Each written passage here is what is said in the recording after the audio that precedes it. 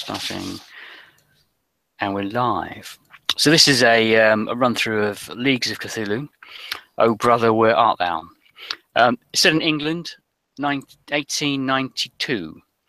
The opening scene is Peter Jermyn has asked his friends to meet him in Bristolhome in Norfolk, to meet him in the pub called the Knight's Head, and that is where we will begin procedures.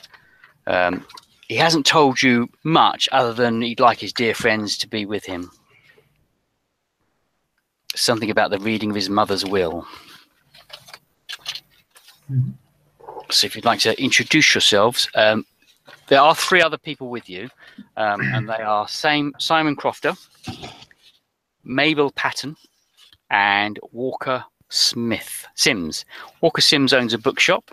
Simon Crofter, you know, is in fact Peter's alienist, or psychologist, as they're called now. And Mabel is a academic. So if you'd like to introduce yourselves to each other. Now you do know each other, but just as a starting would be quite good. So I'm Edna James, wearing, I suppose, she's a shortish woman, long dark black hair, wearing an ankh, and sort of dark clothes. You know that she's, well, since we all know each other, you know that she specializes in the occult and things of that nature, studies that.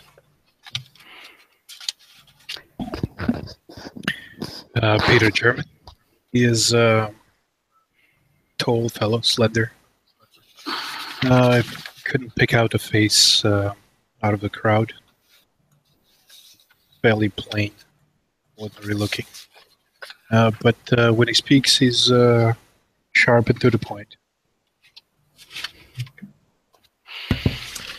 Okay, and I'll be playing Malcome Jones, who is a person who normally has a fairly sort of insincere smile on his face. He's something of an academic expert, or so he likes to fancy himself, in anthropology and mythology being his chief fields of study. But he's alienated some of his fellows in the academic circles because he has a very business-like view to the sciences, that they should serve a profitable end. Let's put it to be diplomatic. okay, now Edna, you do have a dog. You have to decide whether you've bought your dog and what type of dog it is. You have a faithful hound. Yes. You don't need to have brought it, but you could have left it at home, but it's entirely up to you. Oh, she's absolutely brought her dog. Just give me a moment to decide whether it's going to be a big, impressive dog or a very small, unimpressive dog. Is it going to be a yapper, or is it going to be a Irish Wolfhound? Yeah. It's a husky, naturally. Yeah. No, this is... Yeah, I think it is. An Irish Wolfhound is a very nice dog. That's quite a large dog. I know them well. Don't they eat children? Oh, eat them whole. Yeah, that was just once. One time we had the dog. Okay, so it's a very faithful hound, and when we need it, Max the dog. Okay, well, you are sitting in the bar of the Knight's Head. You have rooms upstairs, chatting away. Everyone needs to make a perception check. So to do this, Edna, you need to roll 7 dice and tell me how many successes. Malcome 6 and Peter 5. 3, 5, 6. I guess I'm the oblivious of the group.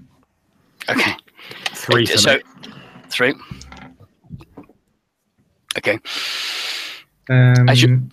Is it we count odds or evens? Sorry. Either, doesn't matter. Okay, okay. This is you decide for, and sorry, I missed a little bit at the start because I okay, have... so say evens. Okay, evens. In that case, it is 5 evens. Okay. So you just decide when you're rolling which one you're counting. That's it. Well, there is specific ubiquity dice that have got the numbers on. But yeah, if you just decide now that every time you roll it's going to be evens, that makes it a bit easier. Yeah. Okay. Incredibly fail. That's okay. Peter has his back to the window. Whilst you are chatting, you see past Peter, a light flickers outside, and you see a black, what looks like a rather large mastiff that's just sitting there in the darkness. You can just about make out this large mastiff. I will decide that your dog doesn't notice it at all. It's your dog's fast asleep under the table. But you see this large black hound. We don't outside. know. And it's not the other Peter. Is it other Peter? Who's the person whose will it is? Peter. Peter, yeah. We don't know. So So Peter's here with us. So yeah, Peter's with you. His mother's will is being read tomorrow. we don't know anybody who's got a large mastiff like this. Peter hasn't been back to home for 5 years. Being entirely ignorant of like dogs and all that, because obviously I've got far more important things to worry about. As we see this sort of dog out of the window, I'll sort of stand up and sort of like peer forward a bit and then say, Edna, will you get that damn dog up? And then I'll sort of look down and realize Edna's dog's actually here, and I'll be like, oh, sorry, and I'll sort of sit back down a little bit crestfallen. As you sit back down again, you can't see it. It's gone. So you saw it, stood up, made a comment. Looked at him. We looked at Peter. Yeah. And he stood up and then looked back and the dog's gone. Yes. And obviously Peter didn't see it because he has his back to the window. What's the matter with the two of you? There was a dog. Oh, you saw it too. So the way it disappeared, I almost thought with the. Oh, it was a big mastiff just at the window there. You must just, when you stood up, it must have just run off. Oh, that's a relief. I thought it was overtied. A big dog. What year is it? 1892. 1892. Cool. Well, I assume we've ordered some drinks, whatever in the inn, and are we eating here this evening? Yes, your lodgings are at the inn. You're saying that room's upstairs. Cool. Yes. Well, I suppose if it's time, we'll have a nice meal and we'll chat and catch up. I assume we haven't seen each other in some time. We all know each other? You all know each other. Various, you know each other from various, only through Peter. Peter's, so Simon Crofter has seen Peter recently. Everyone else, you're either the guy that he knows at the bookshop who's really friendly with. Both Edna and Mabel are quite close to him, but not in a romantic way. Certainly Edna's fascination with the cult drew you to the strangeness of Peter. I resent the strangeness remark. You mean resemble? Yes, resemble.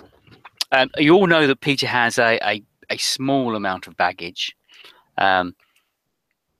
His father, 5 years ago, his father died, along with his brother, his younger brother. His elder brother ran off, and it was shortly after that Peter went away to college and didn't go home again. So just leaving his mother at the family estate. Now you think he may have some kind of title, or his father may have had a title, but he doesn't really talk about that element. But you do know the stories of his father dying and his mother, his little brother dying.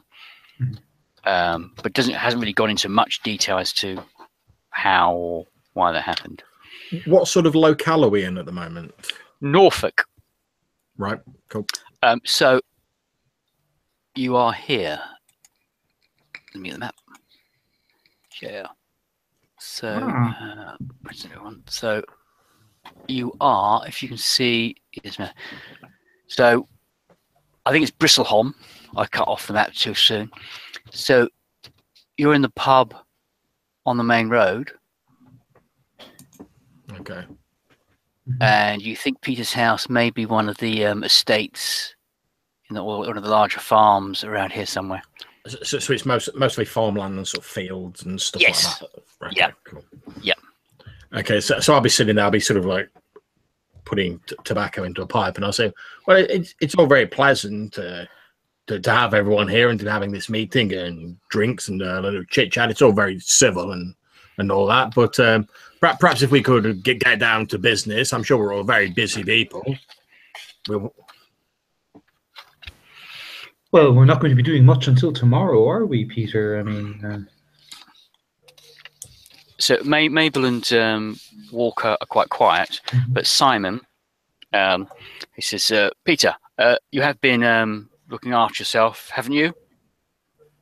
So Peter's effectively your psychologist, although called an alienist at the time.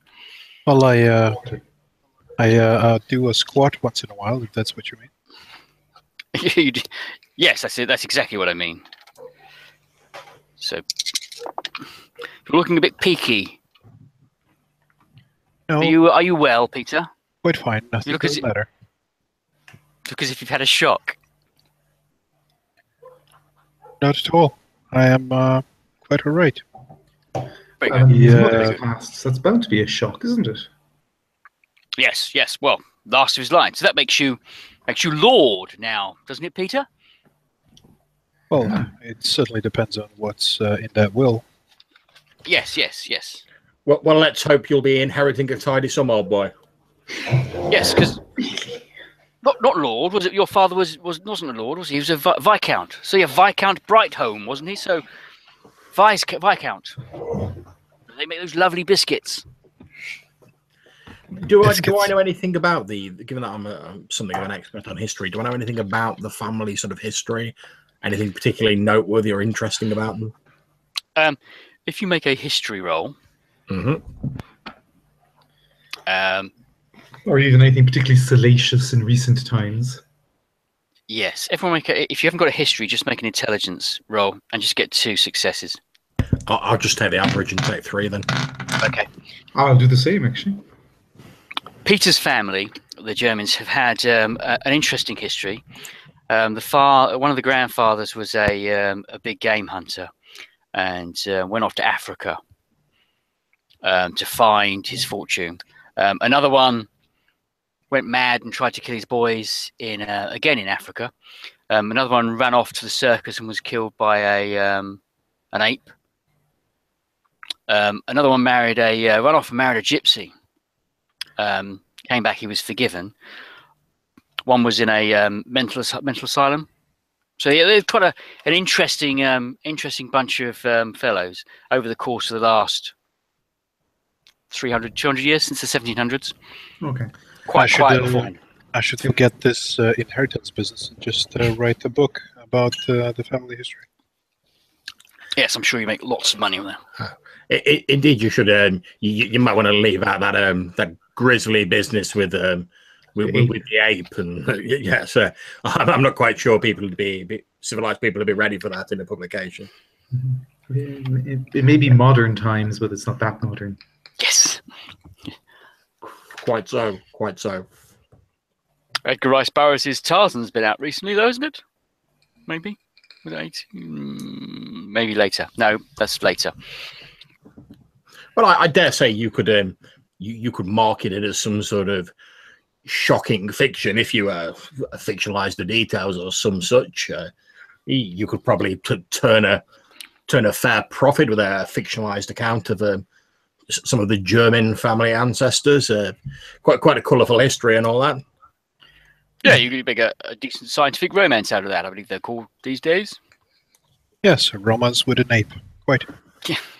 I wouldn't say that, man. That's abhorrent. Indeed, ridiculous idea. Something like that would never work. No. You have to shave it first, wouldn't you? I mean...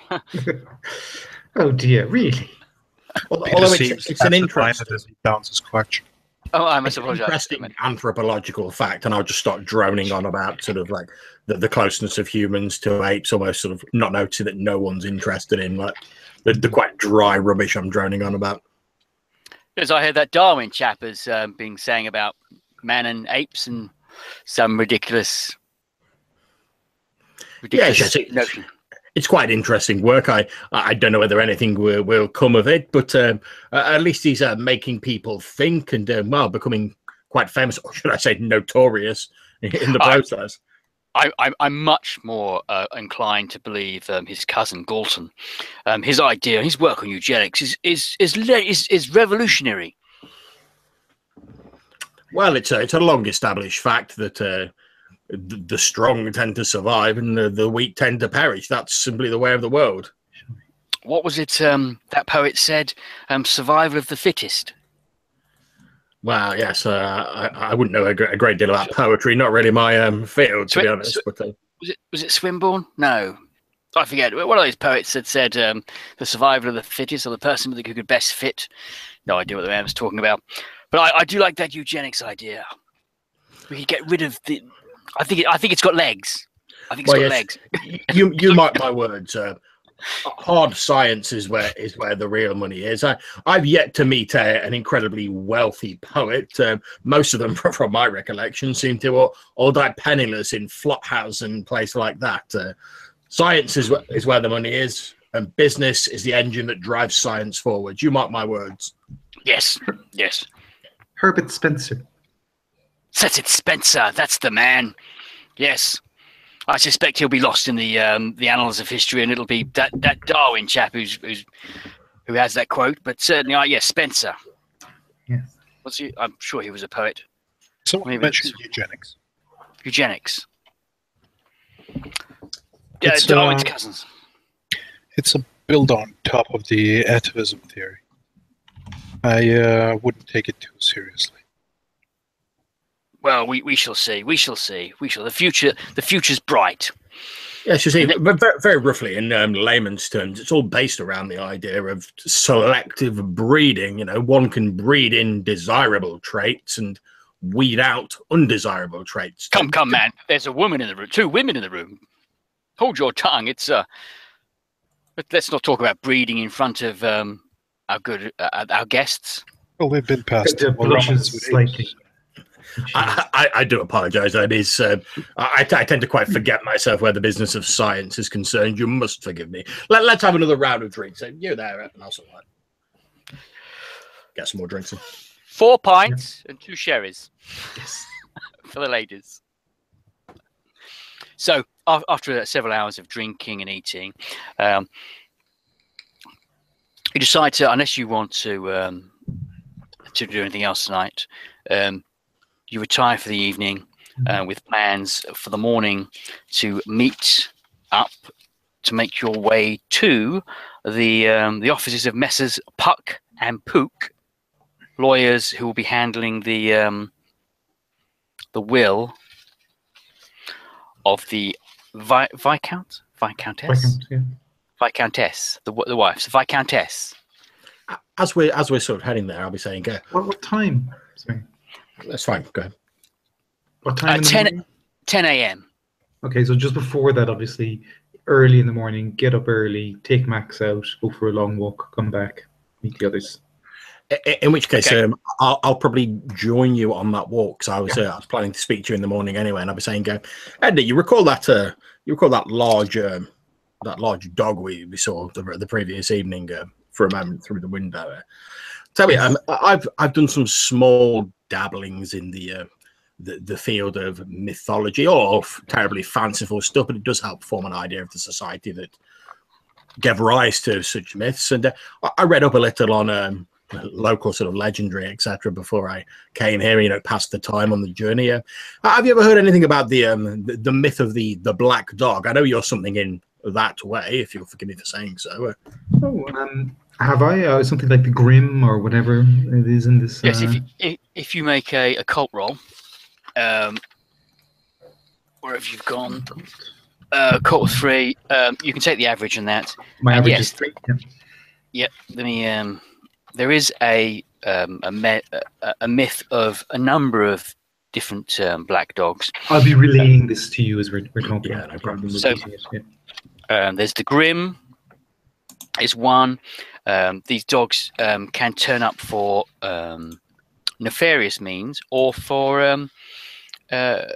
for good means. See that there's a balance between the two. So whilst a black dog might appear, some black dogs are quite evil and are portents of doom. Some have aided in mine collapses. So given that you are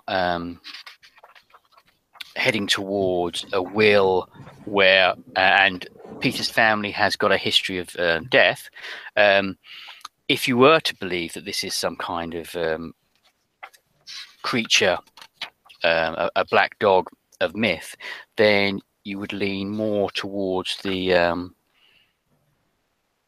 portent of doom than the portent of But then again, somebody has already died. So, yes, you know, expect to see the black dog before that. Indeed. Well, it's all rot, of course, and fanciful nonsense. Well, I wouldn't you necessarily understand. put it that way. I mean, there are things that we don't understand. Come. We're both rational people. Surely you're not telling me you seriously believe that the appearance of some stray mongrel that Snowdad got away from its handler portends omens of doom. But it is an interesting, fanciful subject for discussion to while away this rather pleasant morning walk. Well, I don't think that you can say it is definitely that, but I don't think you can rule it out. I think there are things that we don't yet understand, and maybe even things beyond, you know, the great advances in science that we've had over the last 30, 50 years.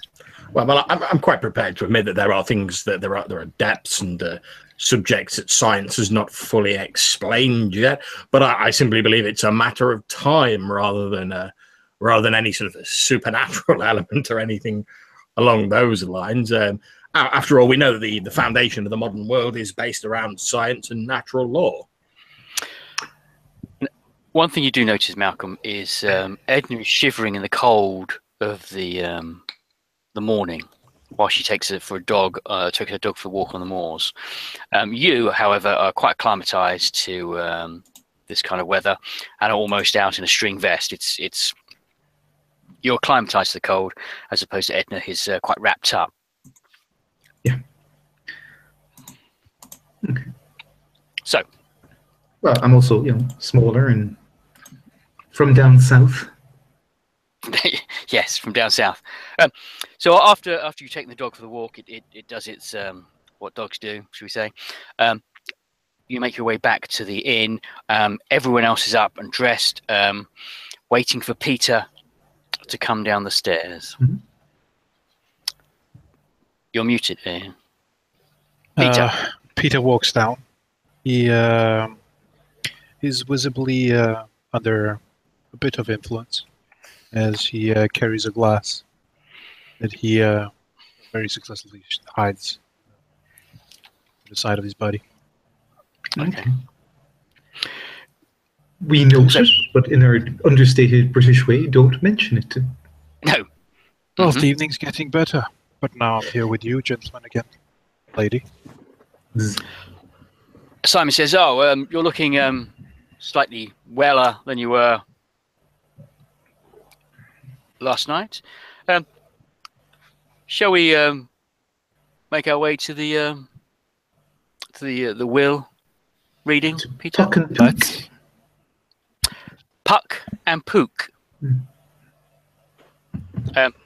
It's a 5-minute walk to the lawyers. Get in the room. There's a receptionist. She goes, can I help you, sirs, madam? We leave Peter. We sort of defer to Peter in this matter. We're here on behalf of the German family. Oh, there yes. Should be a reading. Yes, certainly. If you'd like to take a seat, I'll inform Mr. Pook that you're here. Thank you very much, Matt. So she gets up, goes into the other room. A couple of seconds later, she goes, Mr. Pook is ready for you. If you would all like to come in. You make your way into the room. I let everybody else go in. As I hold the door. Inside is a room set out for a gathering. There are a number of chairs. There's a desk. Behind the desk is a rather large, portly chap, receding hairline. He stands up. He says, Peter, come in. It's been a long time. Run business, your mother dying, but You've had some run business in the past. Please sit down. I will go through the will. It's not much, Peter, but we can go on. You'll shuffle in, sit down. He says, "Oh, right. Your mother died, and obviously you automatically get the title of Viscount Brightholme, or your father dying some 5 years ago." And he gives you some details of the monetary value that the house is worth. But there is one issue you need to deal with before actually taking the title and getting the money, Peter.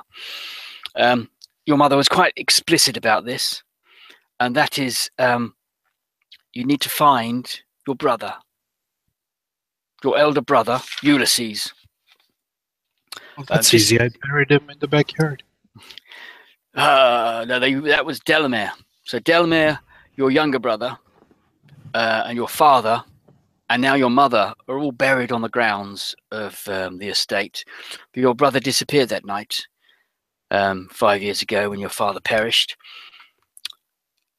Your mother wanted to know what happened to him.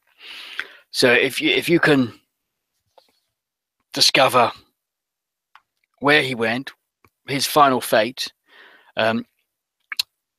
Obviously, if he's alive, as he's your elder brother, he will take over the family name, the house, the fortune. But there is provision for you. But to actually get the name and the title and the money, you will need to provide me with proof that he's dead. Well, I'm sorry. It's like this, Peter. But your mother's last wishes. she was always a bit of a cunt. Well done, gentlemen. Thank you, Puck. It is a pleasure. Excellent. Good day. Did Mother provide any other details, or is this... No, only that, well, Peter, you and the staff of the house are the only people that are alive that were there the night it happened, the night Ulysses ran away. I will proceed from that, because it sounds like I'm my own best source. Yes. And the staff, of course. He gives you a small, a bit of notice to give you a small amount of money whilst you're here, a few £100s. But the bulk of the fortune of the family, whose name escapes me again, the Jeremy family, for the Lord Brightholme's estate, is tied up in this discovery of what happened to the son, the brother. Just sorry, it is. I mean, from what the lawyer said, it's a significant. It's a big estate, big wealth, etc. Okay. Yeah, if you go back to the map, I would say it's. Let's go back to the map. No, wrong one. That's the map. That's the map. But there's other things. Yeah. So the lands are this whole triangle. Mm-hmm. The roads. That's your estate. But you've got lands around, so you have quite a large estate, both physically and money wise.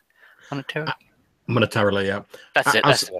As they were talking about the sort of estate, obviously being a sort of someone who knows a bit about the local history, I'll have been sort of like mentally totting up like a rough approximation of how much I think it's worth, and sort of like leaning forward in my seat a little bit as he's like going, "Oh, you've got this bit of land, you've got that bit." I'm looking like quite interested. Then when he's like, "Oh, but there's one catch," I'll be like, "Oh." Here we go. Yeah, so you think it could be around £100,000 to £200,000.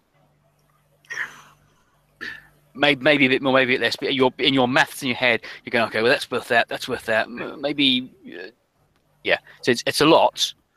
Mm-hmm. What happens if if Peter doesn't find his brother? He doesn't get it. But what happens to the estate? Does he say? Are you going to ask him before you leave? Yeah, as sort of a I suppose I'll sort of ask Peter, because Edna is not a very outgoing person. Well, Mr. Cook, I Peter, assume that. as I just said, do you know what happens? What will happen if you don't find your brother?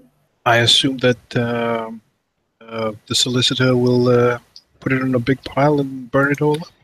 nope.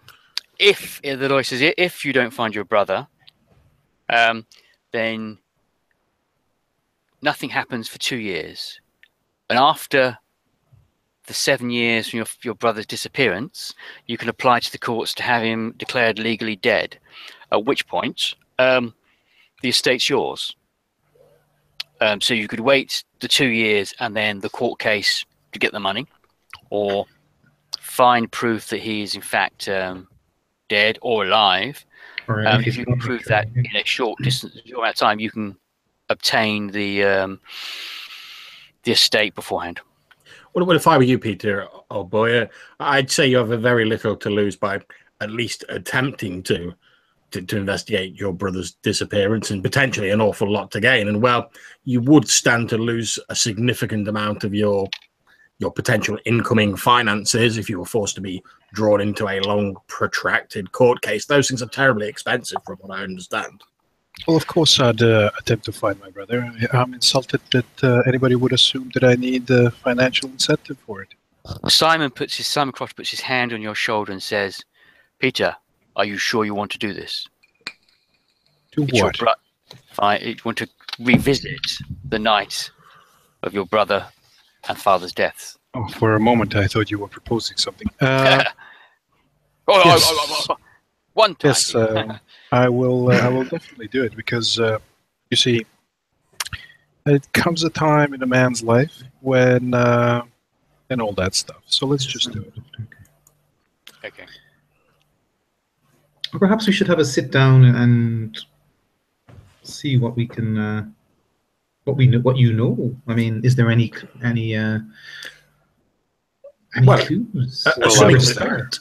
Assuming that Peter has access to the servants in the estate whilst carrying out this investigation, I'll say, sort of looking over at the lawyer for a nod. Yes. Then, shall we adjourn there? Since that seems to be the place from where your search needs to begin, we may as well enjoy it in more convivial surroundings.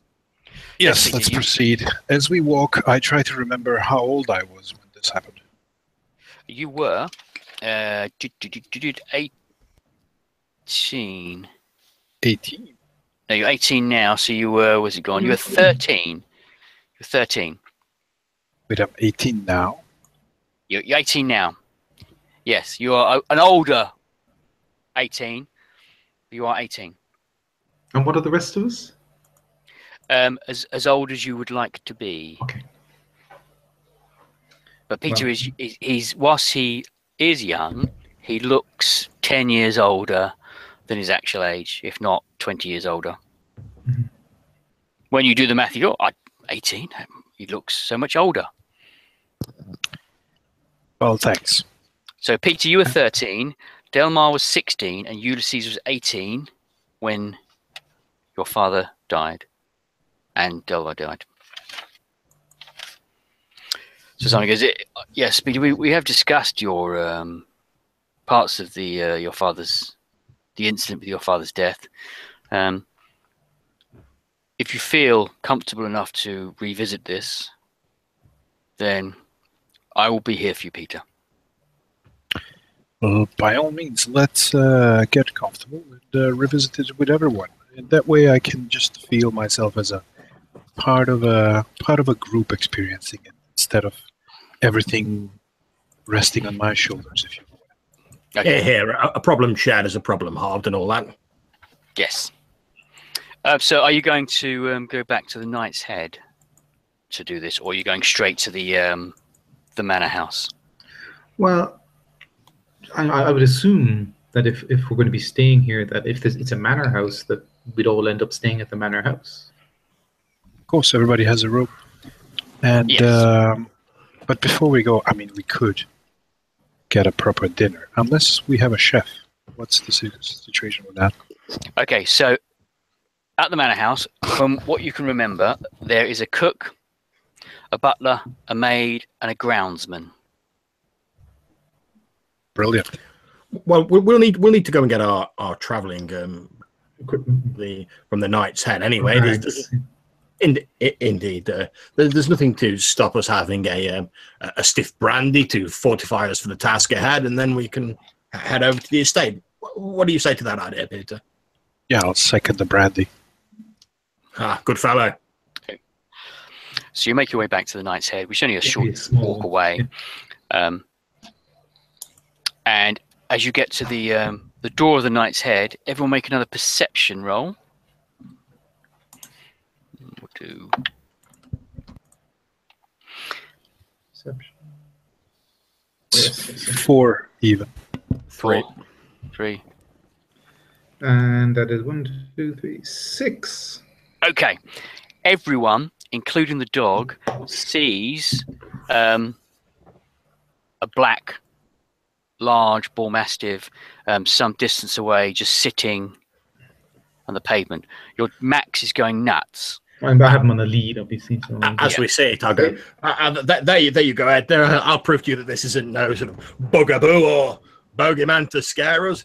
You and Ed, I'm going to sort of like taking on my walking stick. I'm going to sort of like strut off in the direction of the dog, determined. Sitting on the pavement. Okay. Does that I'm look a little trying to keep Max under control. Okay, you try and get Max under control. As Malcolm starts walking towards the dog, he gets closer and closer, and you see his back, but then you don't see the dog. Malcolm, as you get closer and closer to the dog, you blink, and it's gone. I'll walk over to where it was, and I'll sort of prod at the ground with my stick, sort of assured that obviously this is some kind of trick of the light or some such. I don't believe in any of that superstitious tomfoolery, so I'll be like poking around at the spot, and assuming I don't find anything. No. I'll sort of turn around and I'll sort of carry my stick, and I'll walk back to the others and say, "Well, the dash thing must have jumped down a foxhole or something." It's on a street. On a street now. Malcolm, you need to make a sanity roll for the fact that the dog was there and then ran away. So it's your willpower. Oh, sweet. Times 2, which is 6. Okay. You need to beat 2. Yeah, I've got 3, so. Yeah. So yeah. Rationally, you blinked and the dog ran away. Right. Whereas everyone else, your assumption is that when he got halfway across the road, the appearance of the dog was in front of him, so you just assume it ran off. So you couldn't see it. Well, I'll say one thing for the creature. Well, it must be quick. I bet he blinked my eyes for a second, and all right, maybe not a foxhole, but it must have dashed off around some corner or other where I couldn't see it.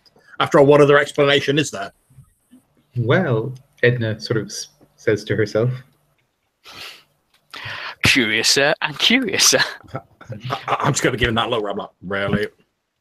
I'm a Viscount now. I don't bother with dogs. Yes. Quite a Actually, sensible Peter, attitude. not quite.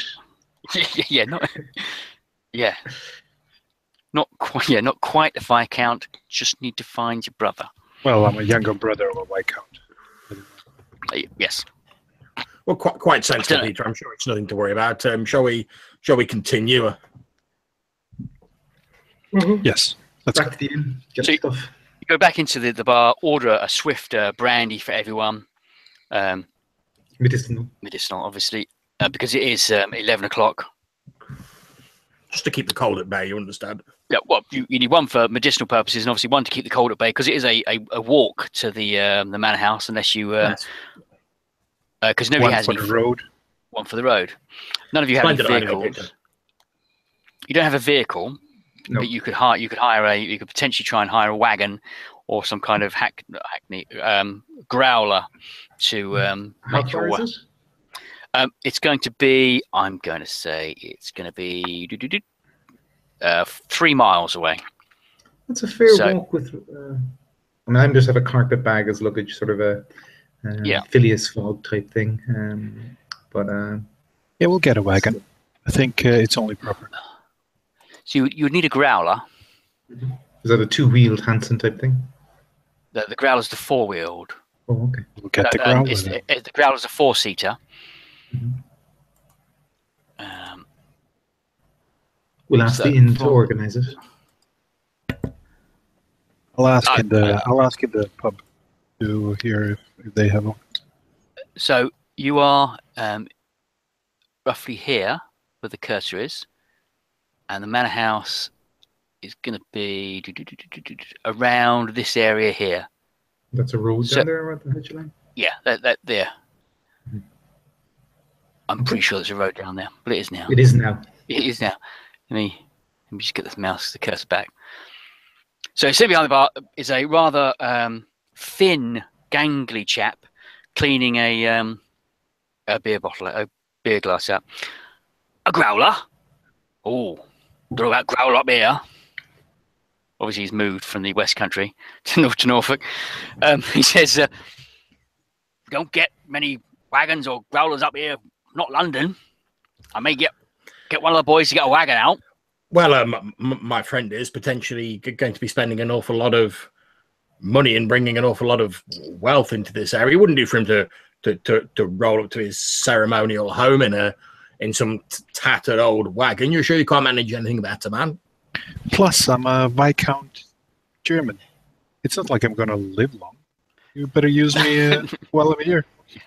There's no need to be like that, Peter. I know you have a slightly ghoulish family history, but look on the bright side and all that, old boy. So I'll send one of the lads out. So he shouts down to the back room where they've been preparing your food. And 20 minutes later, the boy runs in. He goes, "Sir, I've organised a wagon, sir, for 6 of you." Yeah, Couple of shillings for you, my boy. So he takes the shillings and runs, and outside is literally a flatbed wagon. There's a what looks like a traditional farmer with a flat cap sitting on top of the front. There's a large Shire horse. Well, needs must. At least it'll take our luggage, and we can have a nice walk as well at the same time. I'll offer a hand to help the ladies up into the wagon. Well, I'm going to walk, and we just walk next to it. We put our luggage up there, but we walk as fast as the wagon, won't we? Everyone can sit in the back. It's big enough for like an old hay wagon, so you could all sit in the back, but it's a bit uncouth. One of you could sit at the front, whereas the other 5 could manage. Well, Peter's the only one who knows the way. Well, I suppose the locals know the way as well. Yeah. So Peter's takes a minute and then says, "I'll lead the horse." where are we going? Walks up front Farms and right. actually grabs the horse himself. Right Right home. home. Leads it. Couldn't you've got the lord's, the master's carriage to come down and pick you up? We're good. Okay. We could have if we'd thought of it. Cracks the whips of the reins, and you saunter off. It's going to take say half an hour to make the distance. Whilst we're driving, I'm just going to sort of shout up to the driver and have it like, I say, driver, couldn't help but notice we've seen this large animal just wandering about recently, seemingly without an owner. Do you know anyone who keeps a large? What sort of dog did you say it was again, Edna? Mastiff. A large black mastiff. Do you know anyone who owns one of those around here? Oh, Spring Hill Jack! And he starts laughing. Spring-heeled Jack. Is that a folklore thing, or is that a Spring Hill possibly Jack. somebody? Yeah, no, you know that Spring Hill Jack has been linked to some oddities in London, Yes. touching women, jumping around with a cape, but also in Devon there was some devil's footprints that were linked to Spring Hill Jack. So it's sort of become a kind of an urban myth that some kind of demon, devilly, spring-heeled thing is jumping around, either causing mischief or just leaving footprints. Well, what absolute rot. Anyway, last I heard that was all a London-based thing. But look, so we just get sheepdogs round here. In fact, yonder dog in the back, that big, hairy, smelly thing, is probably the biggest dog we've got round here. Max, lovely dog. I think that's the biggest dog I thought it was a hairy pony first time I saw it. He's a good fella. He's a good boy. But no black dogs round here. Black and white dogs, small sheepdogs. I sort of look at you and raise an eyebrow. I think that old mother Cairns has got a small yappy rat thing. Well, I know we'd all had a couple of drinks, but I don't think I'd quite imbibed enough to mistake a small yappy thing, as you put it, for a large creature like the one we saw. Maybe it was wandering just through town. Bit of the cup, sir. Okay. Well, just 1 or 2 pints, nothing too strenuous. I see pixels when I'm drunk, and he cracks the whip, and he kind of remains quiet for the rest of the journey, kind of chuckling to himself. He's kind of used you as foreigners. Mm-hmm. So after about half an hour, you trundle along up the road, come around a bend, and you see looming up into in the distance a rather large manor house. There is a gate which requires to be opened. There's a long road at the front. You do see a 4-person wagon at the front of the house. There's no horses tethered to it. So you get yourselves to the gate and you open them. Are you going to do anything else, or just continue straight to the house? Straight, and I think. Make sure they close the gates behind us and look around. Just observe the place when we're going in. Okay, I'll give the man some money. Okay, so you close the gates, and he's going to have to take you to. Well, we'll probably walk from there. There's no point bringing him in, is there? Okay. When we're just walking up to the. Stop you at the gates, and then you can walk in. So, open the gates. Make sure he's paid. They're unlocked. And if everyone, so you're going to look into the. It's quite a flat area of grass, and then there are some trees. You can't see my hands. Trees either side. If everyone makes a perception roll, looking left, and another perception roll looking right, and tell me which side you got, and your dog's going to be looking that way. Okay. I have 5 for the left and 4 for the right. Okay. I have 5 for the left and 2 for the right. Okay. One to the right and nothing to the left. Okay. Malcolm, you're too busy trying not to step in the horse dung that appears to be littered on the road, whereas everyone else, as you look to the right, you think for a brief second that you see eyes blink in the trees to your right. Does about the Max same height. No, Max wasn't looking. Max is too busy trying to eat horse poo. Fair enough. I didn't say he was a bright dog. No. Very loyal, though. Yeah, and big, yeah. Big, gangly and big. You make your way down to the house, and you are met by a rather well-dressed butler. Mm-hmm. We let Peter do the... He takes a second to... he looks, and for a split second, you can see his expression go from, who the hell are you, to, Peter? Peter? Is that you, Peter? It is I. Peter! And he James. comes towards you, and his name's Jack Dawes, but you always call Close him enough. Old Crow. If you can't remember who came up with the Old Crow, but yes. So Jack when you were Dawes. young, you called him Jack Dawes, yeah. Oh, yeah, that's why. I forgot. Yeah, so when you were young, you called him Crow. As you got older, you started calling him Old Crow. He's an old chap, Jack Dawes, the butler. Peter, and he puts his big arms around you, almost squeezes you to death. Peter, I'm so sorry about your mother. Please come in. We have Mr. Pook said you were coming. I wasn't expecting you so early. In fact, I must admit I didn't think you'd come at all since the last time you were here. Please come in. We have rooms prepared just in case. I'll get Daisy the cook to set up a meal. Is there anything I can help you with? Yes, well, we have a question. Please, Have you noticed? come in. Ask you in. Sorry. Have you noticed a large hound wandering around the grounds here? You see him look down at the Irish wolfhound, and they look back at you and go, Other than this creature here. well, no. You know your mother hated dogs. This big old puppy. Yes, it was just a question. Don't worry about it. No, I think it's been not since that English sheepdog we had 10, 15, maybe 15 years ago. You were a young boy then. You don't probably 3. If you don't remember that, that's the last dog we've had in the grounds. Well, has somebody's dog? Have you seen a dog on the grounds?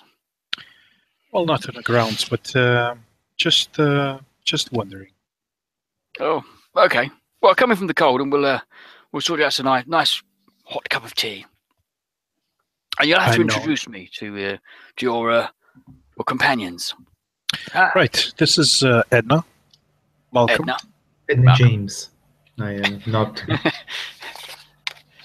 Simon Crofter, Mable Patten, and Walker Sims. So, usher you inside. It's a rather large. Let me get large building. That's it. So this is the interior plans. These are the interior plans. Ignore the. I forgot to Facebook that out. Photoshop that out. Name. Yes. So you've come. Let me move the mouse over here. So the entrance to the house is down here, and you come through a gateway where the butler was talking to you into the courtyard, and then he takes you into the parlour. Mm-hmm. Into the parlour.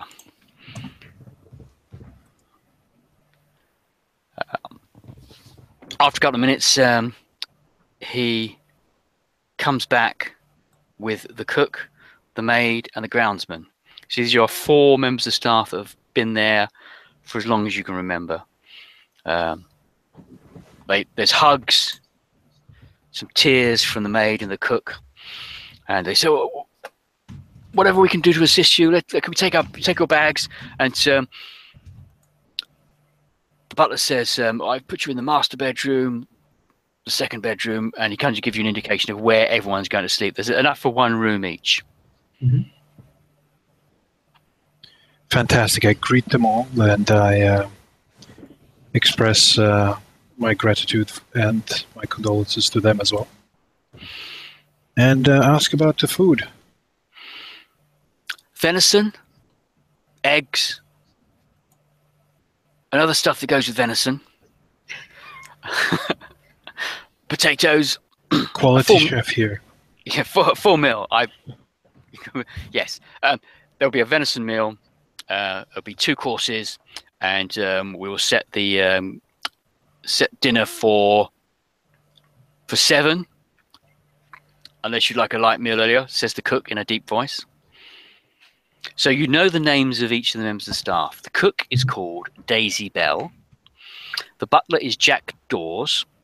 The maid is Coral Ray.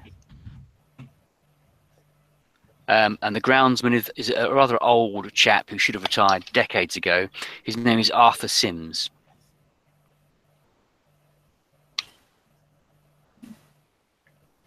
No relation to Walker. No. And no. That was an oversight on my behalf. I want to work on that. Yeah. The butler says, "Oh, before I go and leave you for the evening, sir, I must. Father Avery was going to be popping around because your mother left him some of her books. Oh, are they ready to be picked up? Yes, we package them together, and he tells you the names of 4 Victorian authors that are of the same ilk as the Bronte sisters, if not the Bronte sisters, if it's in the right age group. But it's essentially they're just novels that Father Avery had lent her. He says, "Oh, during the last years of your mother's life, when her wasting disease took her, Father Avery would come and sit with her and read these fanciful novels of escapism, as he called them. And your mother liked the idea of returning the favour and giving some of her own novels of fanciful escapism. Yes. So we collected a short collection. In fact, he points to a table in the parlour where there is a pile of around 6 books, 2 piles. So These are those, then? Yeah, so we're going to get these to Father Avery, as per your mother's wishes. If there's anything else, I'll prepare the rooms, and if you'd like dinner, lunch, just let the cook know. Otherwise, dinner will be served at 7. So it's now, I'd say 12 o'clock. 12 o'clock. I say, Peter, do you mind if I just, sorry to be, if I'm being a bit indelicate, but do you mind if I just have a quick look through these piles of books? I'm a voracious reader myself. I'll leave them all as they are. I understand they're going to this Father Avery. I'm just a bit of a bibliophile myself, so. And no need to ask. You can please do tell if you find anything interesting. Oh, of course I will. Of course, and I'll just be like sort of leafing through this pile of books if there's anything. As you turn to go to the table, from nowhere appears Walker. So I'll have a look too. Please. Oh no, don't. Sorry. If you don't mind, I'll have a look too. And he gets there before you, and he's mumbling. Oh, and he's mumbling to himself quite excitedly. If you make, you're going to make a listen. He's a bookstore, doesn't he? Yes, he is. He owns a bookstore. I'll just be like peering over his shoulder, and may as well let him do the work and just like read over his shoulder. First editions. Oh, these are worth a fortune. Malcolm. Yes. Worthless. Looks you clean in the eye. Worthless. That would be a good deal more believable, old fellow, if you hadn't just been muttering that they were priceless and worth an absolute fortune. I'm talking to myself again. Yes, I fear you'll not get far in business if you keep tipping your hand like that. Doesn't do to let other people know the inner workings and what's going on in there. You see, but surely if these are first edition and priceless, as you say, then I know, Peter, your mother wanted to give them to this Father Avery, but unless it's a stipulation in the will, well, you could be saying goodbye to quite a considerable sum of money just in this very pile alone. Peter walks by nonchalantly with another glass of cognac in his hand. Yes, in the room there's a large drinks cabinet that's fully stocked. Walker says, "These are worth almost £4 each." I think that Father Avery may have them, and in the future, if you'd like to, and divulge information about books worth a fortune, just make sure to kill the witnesses. Perhaps, Peter, we should talk about your brother and what happened. Absolutely. I was thinking about making a tour of the grounds, or at least the house, before the dinner, and talk about it. Well, I always thought a bit of a walk did wonders for one's appetite, so by all means, lead on. And so I think we'll take Old Crow with us, just to sort of jog my memory. I was 13, and you could take the groundsman. I'll take the groundsman then. Because Arthur Sims, whilst old, has, and you'd walk slowly, you would have to. He's got a better understanding of the grounds. That's fine, Peter. We could take a walk around at a more gentlemanly pace. It'll give us time to talk about things and discuss things. Yes, I'm actually more interested in somebody who was here and experienced the events 6 years ago, was it? 5 years ago. 5 years ago. It's quite easy to call the maid and get the maid to get the groundsman. Let's do that. So you call for the maid, and a rather mousy little girl turns up. You order her to go and get the groundsman, or ask her to go and get the groundsman. Shortly after, a rather old guy turns up at the door, holding his flat cap in his hands. Arthur. Humber. Yes, sir.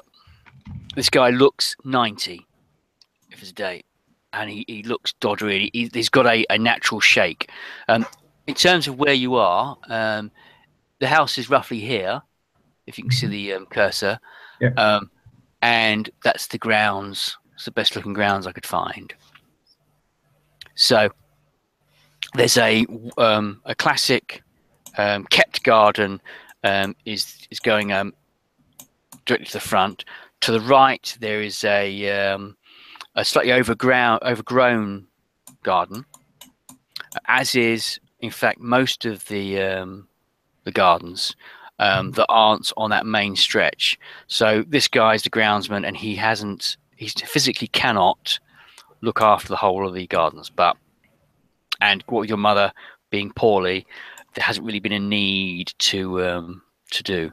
Now, on the right hand side, you can see there looks like I'll put the mouse over there so this section here is the family graveyard, or the family plot, shall we say. So Arthur Sims says, certainly, sir, I can take you for a walk around the grounds. And as we do, I'd like you to tell me a story. Okay, sir. I can let... What kind of story? The story of the night when my father died and my brother disappeared. Okay. So, what do you remember? I remember I was very young and vulnerable. Okay, so he's doddery, but he's going. Well, you remember your father joined that strange church in Yorkshire, came back with some strange ideas. Your mother didn't like. They argued a lot. Well, your father went quite mad, and he killed your younger brother before Ulysses. Well, Ulysses had run off, and we found your father dead along with your brother. Well, in fact, no. I think Ulysses, certainly your brother Delaware died. Did we find the body? We buried the body. I don't remember. I know we found your father had died. You were standing there crying, saying that Ulysses had killed your father and Delaware and run off. Wow, I must have had a bit too much to drink today. Don't seem to remember any of that. You were quite traumatized.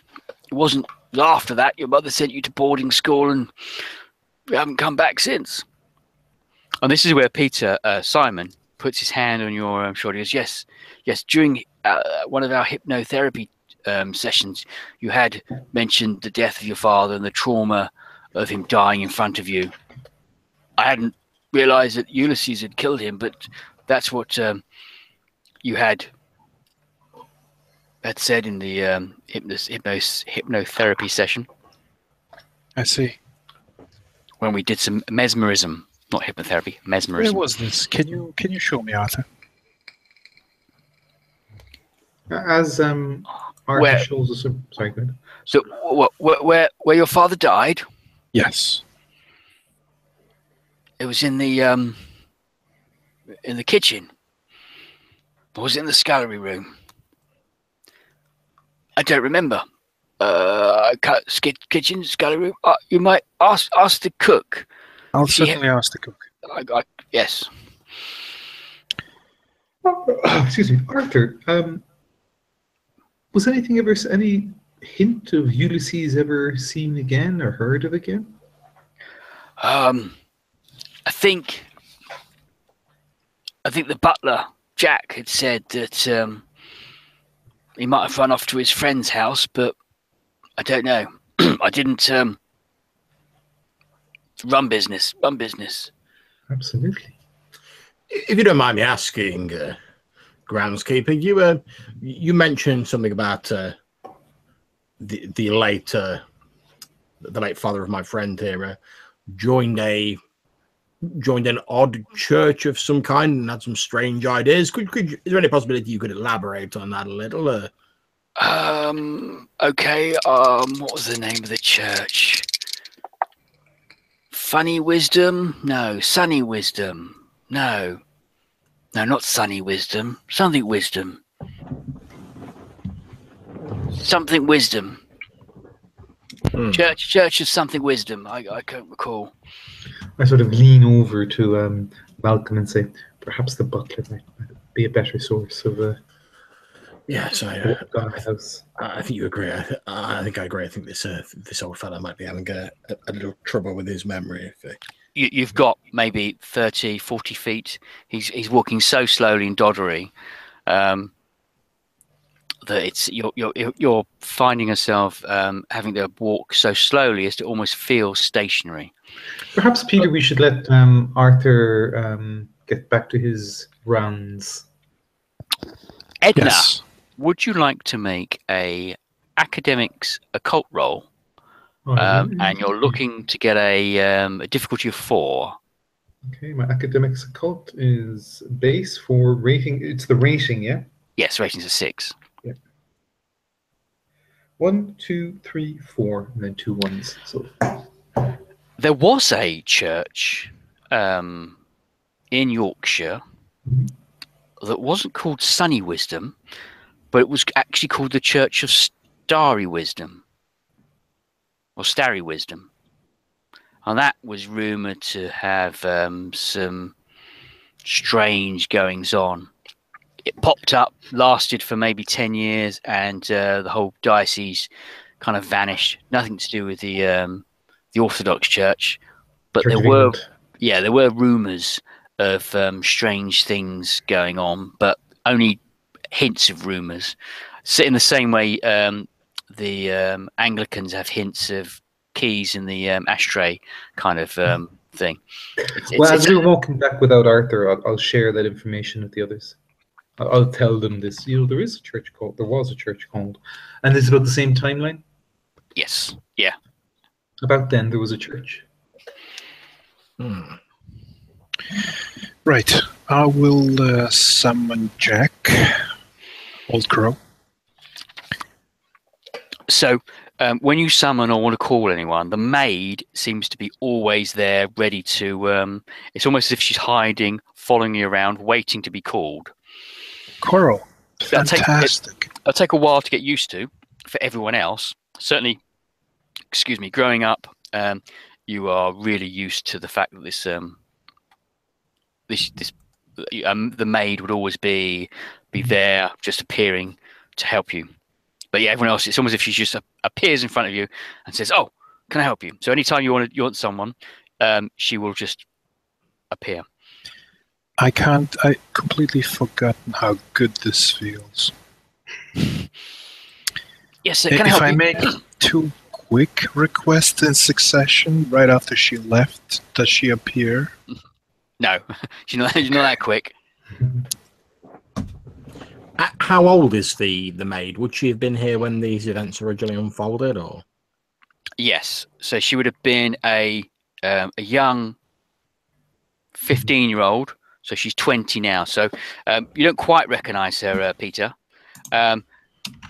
initially, because obviously 5 years to go from a 15-year-old to a 20-year-old, everything's I'm not going to do that. Everything's blossomed in different ways. You do recall your elder brother having a bit of a crush on the maid when he was 18, but nothing more than just a boyish crush. That was Ulysses. Before she goes, I'll grab her arm and ask Coral. Yes, sir. Have you heard from or seen Ulysses since the event? Any hint?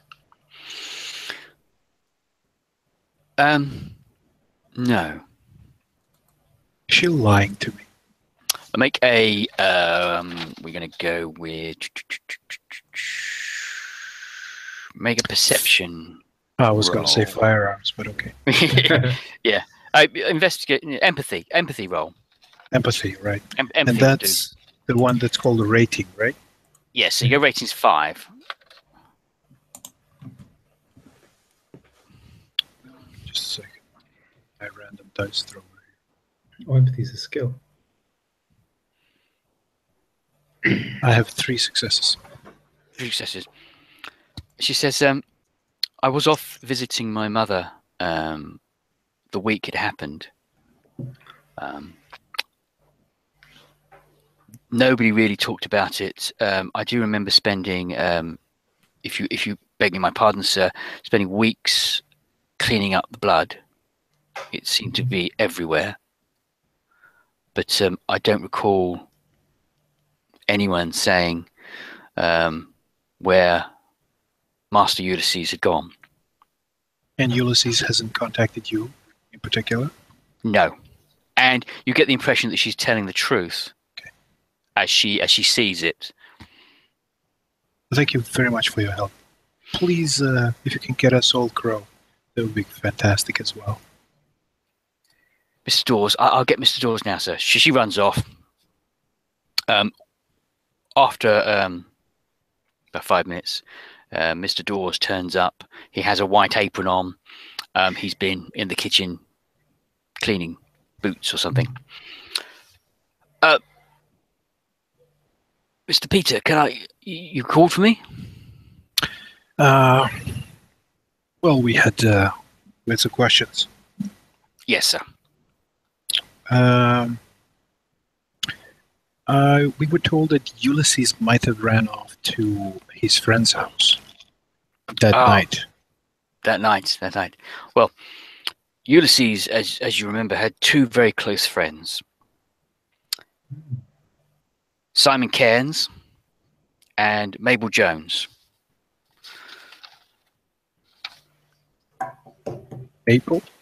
Mable Jones.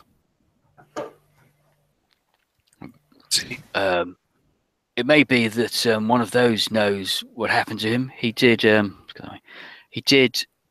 simply run from the house that night. As Didn't the police look for him? We're Viscounts. We handle our matters ourselves. I don't believe the police were called. Your mother insisted that we fix everything. Everything was. She was very upset. Mr. Avery, Father Avery, helped bury the bodies of Delwyn and not Delwyn, Delmar, and your father at the family plot. I think perhaps we should, when this Father Avery comes to call to collect his journals, I think we should perhaps have a word with him about, if you forgive me for saying so, Peter, I don't mean to be indelicate, but the state of the bodies that he buries. I understand if you don't want to speak to him directly about that, I'd be quite happy to do so if you don't want to relive such a painful memory. Well, we are a very carnal family, it seems, so let's take it to the extremes. Jack says, Mr. Avery, Father Avery should be turning up, and he looks at his his pocket watch. In the next half an hour, I believe he said. He gave us a time of between 1 and 2, and it's 1:30. So I would expect to hear him coming up the drive any moment now. How far away do the Carnes and the Joneses live, or do they still live in this area? Oh yes, they do. And he points in a vague direction, and he says, "Up yonder, the two farmsteads close by, about a mile and a half trot to both." Arthur, the state of the kitchen that night, if you don't mind me asking directly. Yes, What was it? kitchen was fine. Was it the scullery that the... I heard there was a lot of blood. There was a lot of blood, but the blood wasn't in the kitchen or the scullery. Where was it? He leans forward. He says, "It was in the cellar." Dun, dun, dun. Dun, dun, dun, dun, dun. Arthur must have been confused then, I say, looking at Peter. And you. Arthur's very confused. You know, your father retired him 30 years ago. Right. I don't think he's been paid for the last 10 years. He keeps turning up. But All right. Well, what was the state of the cellar then? And what of my father and Delmar? well, as I recall, that was my night off. But in the morning when I returned home to work, your mother had said that there'd been a terrible accident. Your father was dead, so was Delmer, and Ulysses may have been involved accidentally in their deaths, and had run away. Okay. You were catatonic, crying, and shortly after that, you'd been sent off to boarding school. If you don't mind me asking, Peter's father's possessions following the incident, were they stored on the estate, or were they boxed up and stored elsewhere? Oh well, what kind of possessions do you mean? His gun collections is in the gun room. I wasn't moved his clothes. Well, no, we heard that he had made some, and forgive me for saying this, potentially questionable friendships in the times leading up to his death, and his involvement in a certain church. I was wondering if there may be any materials around related to that might give us into some insight related to his state of mind and thus the events that unfolded. Other than the box, no. Most of his possessions there were lying around his books. He kept no personal journals. The box, you say? In his study. I look to Peter to see if he recognises anything about the box. Peter, one of the areas that were off limits to you, in addition to the stand of the gun room, etc., was your father's study. You have no idea what's in your father's study because you were never allowed in there. Well, we shall certainly indulge my fancies of youth and go peek on Coral taking a bath. No, go into the father's study and... Okay. You're in the main hallway, coming back from the garden. As you begin to turn away towards the study, there is a rap on the door. And Jack says, "Oh, that'll be the vicar." That would be the vicar. One moment. And he wanders off to the door, opens it, and this bald-headed man wearing a long grey cassock, I think, with round glasses, shiny head. He's soaked through. It started to rain. It's raining outside. I say, Peter, do you want me to sound out this fellow and this Avery while yourself and as you say that, he shakes off, and in a booming voice, much bigger and louder than you expect from this chap, he says, Peter! Peter, my dear boy! Avery! I don't remember this man, but I run up and hug him. he puts his hand out. Doesn't touch boys. Puts his hand out. He says, Peter, terrible, terrible business, your mother. Terrible, terrible, terrible. So glad you've come back. Sadly, if only you'd have come back, I'm sure if you'd have come back a few weeks, a month ago, it would have been the highlight of her. She talked about you a lot. How was she? And what did she say about me? Well, the wasting disease took her quite badly. But I think the kid. Well, you know how she died, don't you? Not really. You haven't been told how she died. Nobody's told him anything. He points up the stairs. They boarded up, but she jumped from her window and killed herself. Jack, surely you've shown him the note. We all turn and look at Jack. Yeah. And there's a I would have thought the lawyer would have told. I do apologise, sir. I hadn't realised you didn't know. Yes, we've kept it in the safe. If you'd like to come with me, I'll get the note. He wanders off into the room, into the parlour, shall we say? Twiddles around with the safe, and he produces a note, and he runs back quite quickly while you're still standing in the thing. He hands you over a piece of paper. The piece of paper simply says, "I'm sorry, I failed my sweet, sweet boys." Because I do apologise. The vicar says, "I do apologise for telling you under such circumstances. I assumed that Mr. Pook had informed you when they told your mother had died." Right. I speak as I scribble something on that same piece of paper. So, Father Avery, was she in her good senses last time you met her? Yes. She was. Her mind was as strong as ever, whilst the wasting disease had not quite taken her ability to move around. She was still cognizant and able to make rational thought. I would sit for hours and read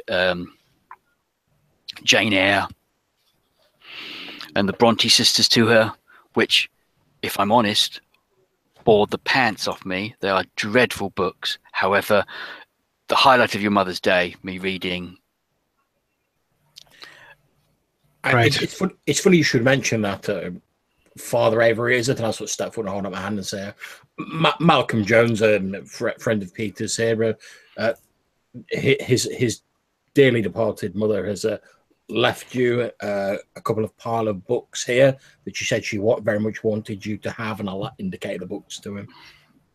I did tell her that no, I did not want anything. Well, if you do not require them, we can leave them here. But she did very much want you to have them.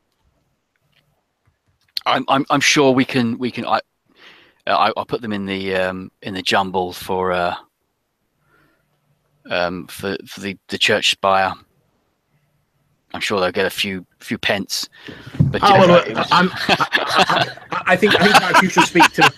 I think perhaps you should speak to our friend here, and I'll pat our sort of resident bibliophile on the shoulder and say, perhaps you should talk to him about the value of these potential books. I'm sure you maybe even get enough for the church roof out of them. Poor Walker looks like he's going to have a cardiac arrest. He's pence. No, they're worth. Steady on, man. Have a brandy. Choke it down. There's a good fellow. They're worth almost £20 for the set. The first editions, man. Don't be bloody silly. Oh. I apologise, Father. There you are, Father, and profanity. I hope you'll excuse my friend. He's had a trying day, but as you can see, well, I'm sure Peter's mother would want your church to gain the benefits of these books. So maybe you'd even have enough for more extensive repairs on your church if you get the right dealer. I do know a couple of specialist dealers in but fine books, and I could get you a very good price for it. Malcolm Walker says, I think I know more than you, sir. I think as a bookseller myself. In fact, Father Avery, you are the specialist dealer I was talking about. Okay. But Father, I could offer you £5 whole for the set if he kind of looks around, realizing that he said that aloud for a vicar. I mean, we 10. I'll give you the books, Vicar, and here's 20 for the church. Enjoy the set. Excellent. It was terrible for Mother. The ceremony. Obviously, she has no other family. We buried her in the grounds. I believe the butler did quite a nice eulogy, and it was quite a quiet affair. It's what your mother would have wanted.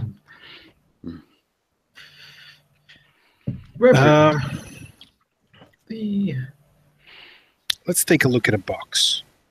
Reverend, Peter's mother, in her will, asked him to try and investigate what happened to his brother, Ulysses. There were terrible business that night. Terrible business. Can you remember anything of the aftermath or what happened? Well, I obviously wasn't there. Your mother called me, or sent for me the following day, and we buried the boys, your father, and Delmere, in the family plot. And he looks at Jack. He says, "Oh, the coffins were in the parlour when I came." That's correct, Jack. Jack said, "Yeah, the coffins were in the parlour." Just out of interest, and please forgive the indelicateness of the question, I presume you actually viewed the bodies in question, Father? And both Father Avery and the butler look at each other and then look back and go, "No, no." Well, who put the bodies in the... Well, there was the maid was on holiday, as it says the butler. Groundsman, but the cook was away sick, so maybe the groundsman. No, well, no, actually, no, you're right. Well, there must have been someone who laid them out.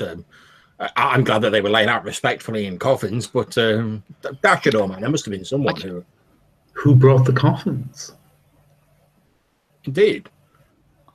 I don't know. Now you come to mention it, no.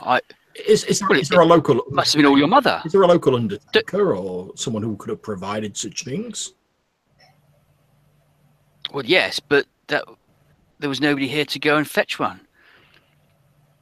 I drive the coach. Your mother couldn't drive. Peter was catatonic. In fact, he was still catatonic, in shock when I returned the following day. So, well, I guess it was your mother. I guess it was. If you don't mind me asking, Peter, was your mother, before the illness, God rest her, affected her, was she a terribly strong woman? I mean, physically, not in mind, of course. Yes, she was a very. She'd had 3 young boys, and she was so the boys would have been teenagers. So 3 teenagers. So any mother of teenagers would be a robust woman, not rotund, quite robust. Yes. So Peter, you will recall your mother being a strong personality, a very strong personality. But physically strong too. Yes. Yeah. Yes, I was simply saying, but please again forgive me. I did not have the privilege of knowing your mother, Peter. But I was saying it seems, given the state of shock that she must have been in, and the state of shock you were certainly in, it would seem unlikely that a single woman would then immediately carry the bodies and coffins to lay them out. Carry them out to the cellar. More importantly, where the hell would she get the coffins on demand? Exactly. It's a queer business, and no mistake, Peter. Well, I suppose my mother could have been Satan. We all sort of here with the That's it. Yes, it was the horns that gave it away. We do get from time to time packing boxes. Obviously, when your father's gun collection gets packed away for when you winter off in the in Scotland, your father would pack his guns away in large crates. I could go. This is Jack talking. I could go and check the stables to see if any of the gun crates, because they were quite large. But wouldn't you have noticed at the time if it was a gun crate and not a coffin? Indeed, Edna's quite right. Surely the two are very, very, very different in appearance. Well, now you come to mention it, they were just wooden boxes. But one doesn't question the lady of the house when she describes them as coffins. We kind of assumed that because they're being buried in the garden, they were going to be buried without ceremony. So 2 wooden boxes rather than 2 ornate coffins with silver handles. Yes. And I don't mean to disturb you, Peter, but how did they actually die? Nobody knows except my mother and myself. Peter was there. His memory is not is blurry. You're a 13-year-old boy. There was a flash of arms. There was screaming, punching, and you recall some kind of dagger or spade or some kind of weapon, blood, and you kind of like blanked out what happened. But you do recall some kind of weapon being used, whether it was improvised or actual, but it was blunt, a knifey kind of weapon. I don't know what it is, rather than a gun or anything. But as you think through it, you kind of your memory creeps a tiny bit back. A lot of blood, and there was a knife or a spade or a pick, some pointed object with a handle was used. Am I holding that thing? You don't know. You can't remember. You can't remember. Somebody was holding it. You don't remember who actually was holding it. You remember screaming, a lot of blood. Well, there was a lot of screaming and a lot of blood. Yeah. And quite an accident, I must say. When I get a moment, I just like to take the Father Avery aside and say, Father Avery, it was mentioned that Peter's father had gotten involved with the Church of the Starry Wisdom. Had Peter's mother discussed this with you at any time, or? Yes, slightly before they met, married, and had the boys. Peter's father had, if you don't mind me saying, Peter, had an interesting youth. He did join what I would describe as a cult up in Yorkshire, the Church of Starry Wisdom. They were, I think it was just boys trying to get laid. If you apologise for my strong language, madam, but everybody says, if you don't mind me saying it, they just say it. Yes, there was rumours of orgies and drunken behaviour. The devil, you say? Yeah, I think it was a drinking club, really, rather than an actual church. They didn't seem to do worship. Peter, after the place was collapsed and raided, Peter, your dad married, settled down, had 3 boys, and I guess the family, we assumed it was a phase he went through, exploring esoteric drinking clubs. Yes, he never talked much about it afterwards. Well, it's better than apes, so. Well, I'm sure we've all had our own youthful indiscretions in our time. Walker I'm says, 18, no. please. Yes. Walker says, no. No idea what you're talking about, man. Simon says, just yeah, me then. Yes. Simon the alien says, yes, Malcolm, just you.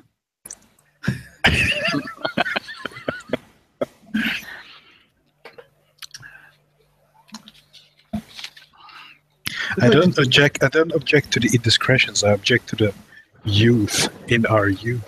The whole time, Mabel is sitting there, just standing in the back, just tutting. Boys, men. If only we had the vote. Yes. Edna, perhaps it occurs to me, Edna, that perhaps if you were to have a quiet word with some of the female members of staff, they might open up to you a little more than they would to myself or Peter. I can obviously try, but it seems like neither of them were here at the time. But maybe just in general, that the situation after. Before that, though, might it be worthwhile? I look at Peter. If you feel up to it, to go to the cellar. Perhaps that would trigger some memories. We can go to the cellar and then dig up the graves, or dig up the graves and then go to the cellar. I dig up the graves. Mabel says, "Oh, Edna, Yes. why don't you perform a séance when the vicar's gone?" I was actually going to look and see how message you and see how that worked. Classic, sitting around a table with a Ouija board. Or is there anyone there? Mm-hmm. And we can do it that way. Okay, and I assume from the character sheet I have done this before. Yes. Cool. Yes. I'll be while this is going on, I'll be looking at Simon Crofter as the sort of resident alienist, and I'll be saying, Mr. Crofter, do you think if, as Edna suggested, if Peter were to actually revisit the cellar, that it might help jog his memory of some?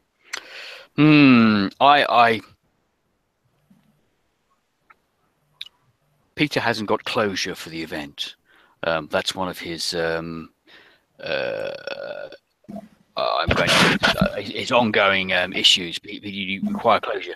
I think maybe paying your respects to your father's grave first, and your brother's grave first, might aid with the closure before going in the cellar. Without that closure, it may be more traumatic for you. I think possibly a trip to the grave to say goodbye to your father, and then down to the cellar, rather than the cellar without seeing the grave. I think maybe that's a better way to do it, in my medical opinion. Quite. Of course, there's still the matter of your father's box, Peter, in the study. Jack, could you, while we take a look at my father's study, get us a couple of spades so that we can go pay our respects? And the priest is there. Yeah. You're not suggesting, Peter, you can't dig up your father. Surely that's inhuman. Peter, calm yourself, Father. Peter just has a touch of the ghoulishness about his sense of humour. It's nothing you need to worry about. And then I'll look back over Peter like, you are joking. This is college humour, university humour. I understand. Look, I have to pop to the Cairns house to visit old Mother Cairns. If it's okay, I'll collect the books tomorrow. If that's fine. Perfectly fine.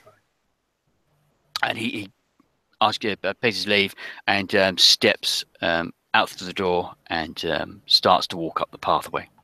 Mm-hmm. And Jack says, "You're not seriously wanting Spades to dig up your father, are you?" From behind Jack and with Peter and the far side, I'm going. Well, Jack, I mean, my mother's the only person to verify who's in the boxes. Yeah. At this point, even I'll be like, In fact, everyone's going, "No!" Picking up the body. Jack says, "Oh, well, obviously, I can't stop you, sir.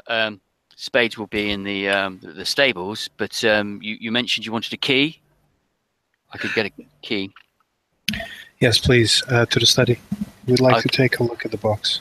I'll go and see if I can find the key. So he wanders off. Well, when he's gone, I say to Peter, "Peter, you know there is another way of contact, of possibly finding out what has happened here. There's a way that we can speak with the spirits of the past, of the people who have passed." I just roll my eyes. And I have done this before. And I know Malcolm may not believe in this, but I'm sure there's deep down some scientific meaning to the way we can access beyond the veil. But if you were willing to partake, we could, before we go as far as attempting to dig up any bodies. Is the seance more effective over an open grave? No. It's more effective for my purposes because I need some sort of, tangible proof. Damn it, but Peter, boy, you're taking this morbid 5 streak a bit far. years. Say again? It's been 5 years. Yes. Time and the worms and what is left after 5 years. That's a good question, but that's my family down there, and apparently nobody has seen them except my mom, who's dead. Yes. Well, maybe if we just keep that in our arsenal as possibly a very last resort. But I don't see a way that I can not do this. I mean, today or next year or whatever. But perhaps you could postpone it and go there, Lady Edna's idea, just see if that yields anything before you go around desecrating graves and all that stuff. Sounds good. Let's screw around with the evil forces. And the box. Well, I suggest we look at the box, the cellar, and then before dinner, I assume we've got plenty of time. It was morning, lunch. We'll perform a seance in the library. It's 3 o'clock at the moment, you're saying. Oh, plenty of time then. So the box would be easy to look at very quickly. Let's do that. Sorry, do I need to gather anything for the seance? You could create a Ouija board. Okay, well, I tell you what. I'll look, when we're in the study, I'll look for something in which I could do that. Or the equipment to do that with. Make a perception roll as you're looking in the study. Mm-hmm. Okay. That's Edna. Yeah. The rest of you are kind of waiting for Jack to come back with the key. 3 successes. 3. Okay, as you're looking on the table by the window, you look up and you can see running up the back garden the maid, and she appears to have blood on her white skirt. I say, "Peter," and is she running towards the house? Yes. It's Coral. And can we open the window here? Is there doors? Is it a window? I open the doors. You can hear her screaming. Oh, okay. I open the doors and run out to her. And say, "Max." We walk out. Gentlemen, don't run. Yes. Quite right, old boy. She's hysterical. She runs up to you. She's hysterical. She has blood on her apron. Grab her. She's hysterical. Oh, he's dead. Who's dead? Arthur, he's dead. What? Show us. Come. And she takes you further and quicker than he took you to the right-hand side of the garden where the family graveyard plot is, and lying on his back with what looks like something has attacked his chest. Parts of his chest have been ripped apart, and the whole scene is quite horrific. So, as we're playing Cthulhu Art, we'll roll sanity. To roll sanity, that's double your will, and you need to roll under 3. Oh, 6. No, you get more than 3 successes. Sorry. 1, 2, 3. 3, 4. I got 3 exactly. So is it everyone, 3 or more than 3? More than 3, sorry. Sweet, I'm on 4. I'm on 3. Okay. So you all passed. Just a second, I haven't passed them. Oh, okay. What's hers is? Great. We need Peter to be the one wigging out. Yeah, I passed. You passed. Okay. Oh, Mabel faints. I'm going to rush back inside, see if we can find some like smelling salts or something similar to try and like bring her around. I get Max to lick her face. I've completely forgotten to hand out style points. So everyone's got 3 style points for the last hour and a half. I've forgotten. Yeah. So you spend them to get extra dice. Okay. Is that like a one for one basis? Like you spend 1 star point yes. getting an extra dice? Prior to rolling, I assume. Yeah, very much like Benny's. I forgot to handle them out. So you got 3 each. So Mabel faints into Walker's arms. Although Walker stumbles with her as he goes, because she's quite he's a feeble bookseller. But the body's ripped up, and you notice something else. One of the graves has been disturbed. How disturbed? Something's dug the grave. Is there a tool or a shovel or anything? Investigate. So there's the body that's had something ripped inside it, and the grave. What would you like to investigate? We'll leave Walker and Simon dealing with the fainted Mabel and Coral. I'd like to use my investigations. Okay, so investigate. Everyone's got investigation. No, Peter's got investigation. Can we tell quickly which grave it was? Was it the fresh grave or one of the old ones? Just by looking? It's the fresh grave. Okay. It has your mother's name on it, Peter. See. So make your investigation check. So it's base difficulty of 3. You can take the average or roll. That's incredible. 5, 3, 3, 5, 3, 1. 6 dice, all uneven. Look on the bright side, I don't even have investigation. Okay. So Edna, you can try. So Peter's. I can take the average. I have a 3 average. Okay. You're not 100% sure, but on first glance, something looks as if it's dug its way out. Because just around the edges, rather than shovel marks, it looks like there's something's dug its way out. Yes. And there's mud around the wound of Arthur's gaping hole in his chest. How is Max reacting? If you have Max with you, you can decide how Max is going to react to this.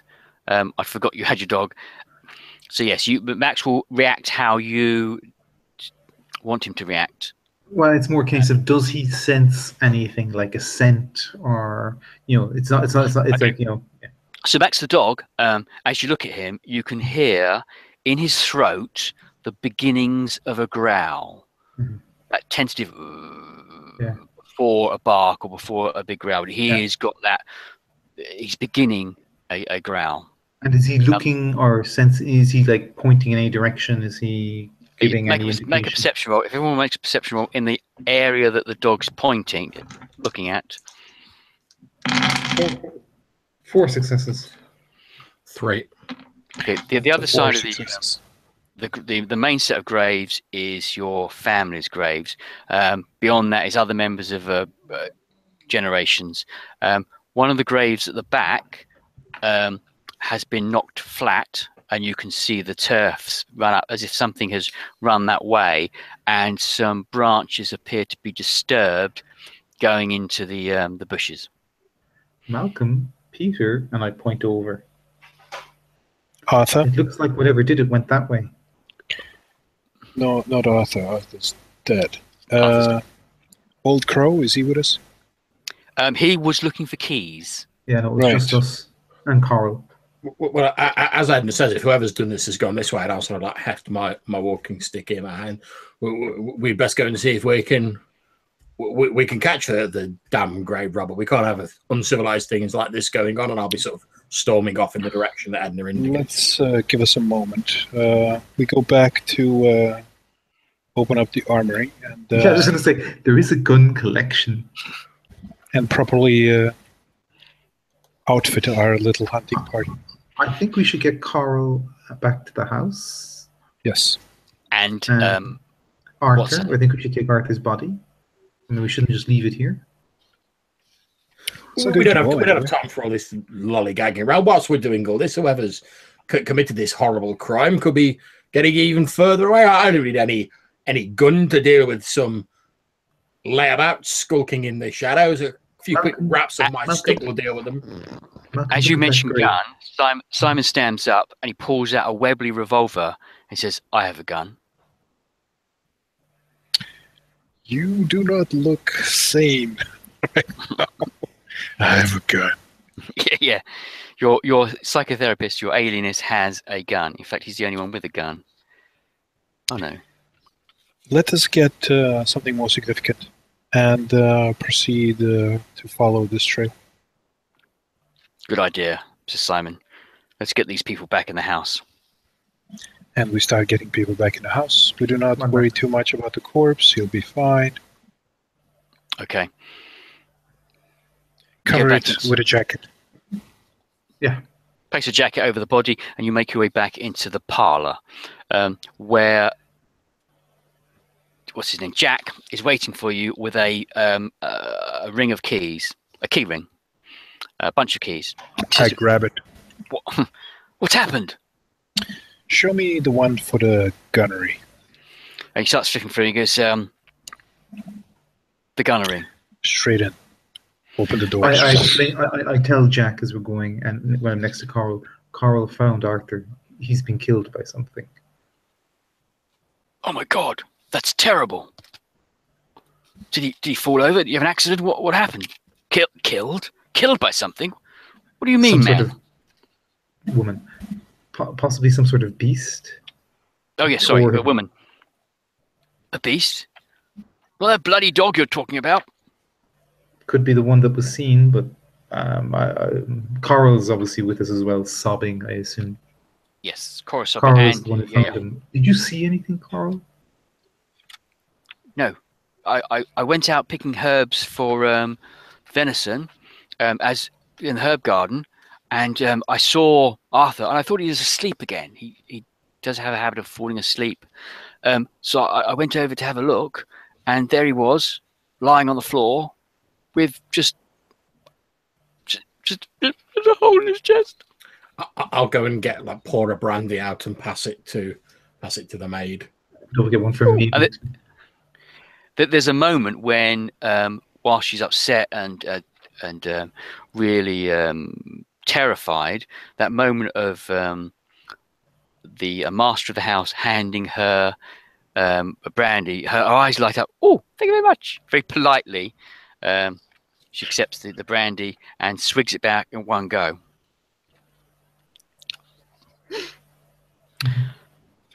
It's I don't know. It's terrible. Is there an elephant gun in here? There is an elephant gun. If I can find the chart for the elephant guns, you can have an elephant gun. So that'll be W. Well, I'm not How going does- to carry it because I'm. It kicks back quite hard, doesn't it? Yes, How does spirit sense work? spirit sense. So It's not in the rule book that we have here. It's in the main rule book, I assume. yeah, spirit sense. I will read out spirit sense. That's an S P Q spirits.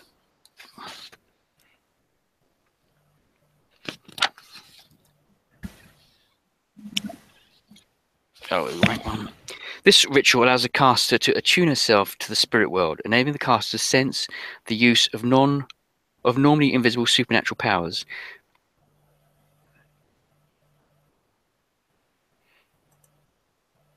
So it's so you can sense if any spiritual supernatural powers are at play in the same way those devices you can use on the wall to detect electricity or gas. It's like yes. And how long do rituals take to do? It's a rank 1, so it's quite straightforward. So you would your rating is 7, so it's a straightforward roll. And I assume it's the same for healing and for arcane shield. Yeah. They both sound fairly. Yes. So if you want to make a spirit roll, so inside, yeah, so it's a 7. Mm-hmm. So inside guns, where's the guns gone? Guns. Okay, there are some shotguns. There's an elephant gun, some bolt action rifles, and a range of pistols.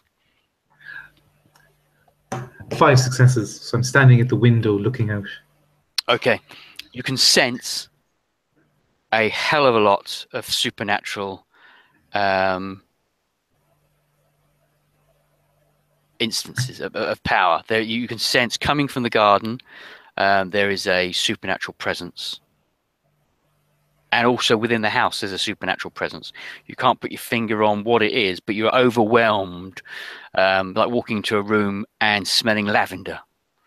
Just an overwhelming, overpowering sense of supernatural stuff. It actually kind of makes you take a step back. It's that overpowering. I sort of look back at the others, sort of face pale, and say. So you'll see her that reaction on her face when she kind of closes her eyes and mumbles some words. There's a pallor goes white, and she kind of takes a step back. I'll pour a second brandy and hand it to you. I'll take it. There's something's happening here. Something, and I look at Malcolm. Something not natural. Something supernatural. It's all over the place. You saw the grave. Something came out of that grave.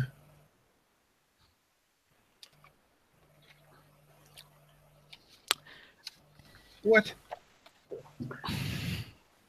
You're going to need a bigger gun. Yeah. Your mother's grave. You're telling me that my mother came out of the grave? No, I'm saying something did. I don't know what went in there. Well, whatever was involved with digging up or digging out of the grave, it's quite clear that whoever did it headed off in the direction we saw that disturbance. So the longer we stand around here discussing it, the further away they're going to get. Right. I'm basically throwing shotguns to people now. Okay, so your options are, I'm going to say there's one elephant gun, and there is a range of shotguns. Let's make them all 10 gauge shotguns. I presume shooting would be a relevant skill. It's a base skill if you haven't got shooting. Okay. And so it's a base of, I think it's just your strength. There's your dexterity. Okay, so as you throw the guns out, I'll catch the gun in such a manner that it becomes very obvious I've never held a gun in my life. Trying to put the shotgun shells in back to front. That's how. Which end of it damn thing going? Looking down the barrel with a trigger. And, is it fixed? Obviously, my knowledge extends more towards like historical firearms, etc. Yes, I'll take the flintlock. That's it. Where's the I don't think Edna's going to take a gun. No. Is she a robust woman? I think she looked like a robust woman in the picture. She's not particularly, from her stats, a robust woman. Okay. No. I'll carry. He's more robust than Simon. Not so as robust as Mabel, and she's about the same physical shape as Walker. Right, Unless so you've got a smaller gun, but there's no real handguns here, is there? So. Yes, there is a pistol. There's a light revolver you can have. Well, if nobody else is taking that, just in case, I will put it in my belt while I'm going to be keeping an eye on Max mainly.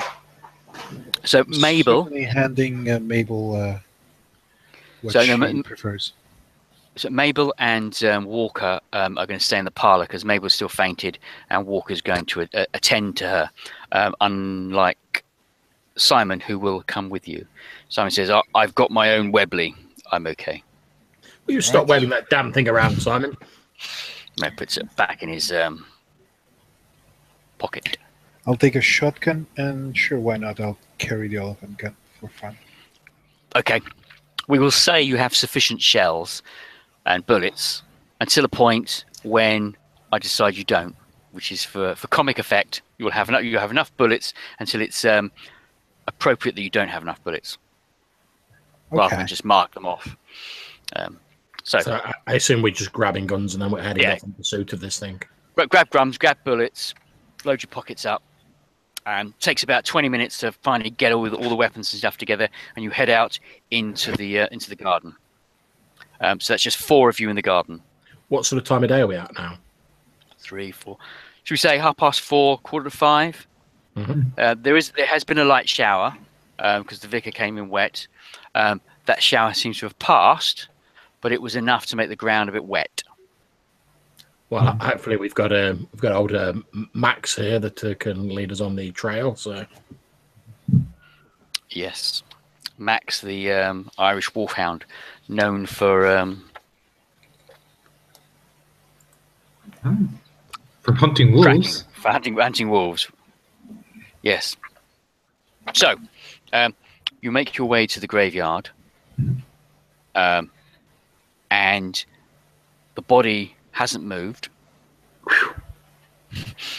That's always a good thing. That's always a good thing. But it hasn't moved, and you can see a rough trail of bent grass and drag marks, and as the grave had been knocked over into the bushes. does it look from the marks as though like someone? I mean, I know that Edna knows that like, something's dug out of the grave, but I'm still assuming someone's like dug in because I don't believe all this rubbish. So I'm looking to see, is there any signs of like, as in someone dragging a body along this trail, or does it just look like someone ran in this direction? It looks like somebody, from your scientific background, it looks as if somebody had dug up the grave. Arthur disturbed them. He whacked the Arthur with the spade and ran off, knocking over the gravestone into the bushes. So your assumption is it's an intruder that was trying to do a bit of grave robbing. That's how your mind's processing what you're seeing, as opposed to what Esna's seeing. Off into the bushes then. Yep. Off into the bushes. So nobody has any tracking skills, firearms, investigations, survival. Oh, Malcolm, you've got survival. You can use survival. Edna can I'm not use... sure this is the best idea, I'll be honest with you guys. You have expeditions. So you can either use investigation or expeditions. In fact, both will suffice. So each of you have a skill that you can utilize. Okay. For how long does Arcane Shield last for? Arcane Shield lasts. Just a quick question. For whilst I'm investigating that, Arcane Shield. Roll my investigation then. Okay. So if you want to make your investigation, Arcane Shield. I have 4 successes with investigations. 3 for me. 2 for me. Okay.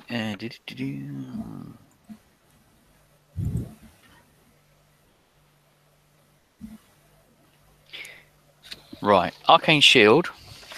I've missed it again. Arcane Shield.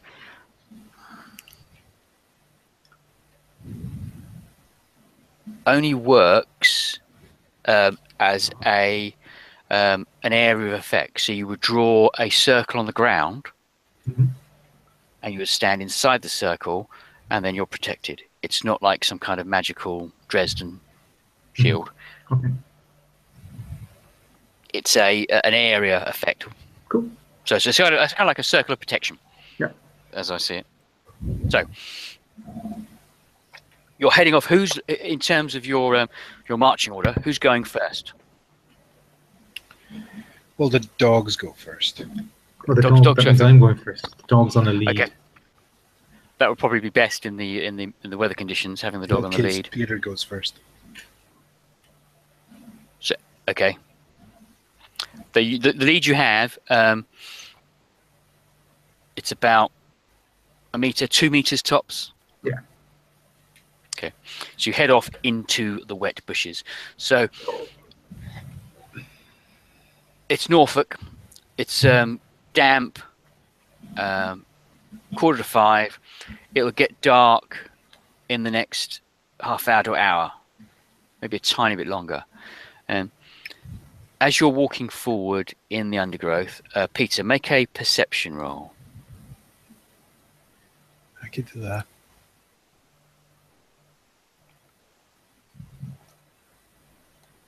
1, 2, 3.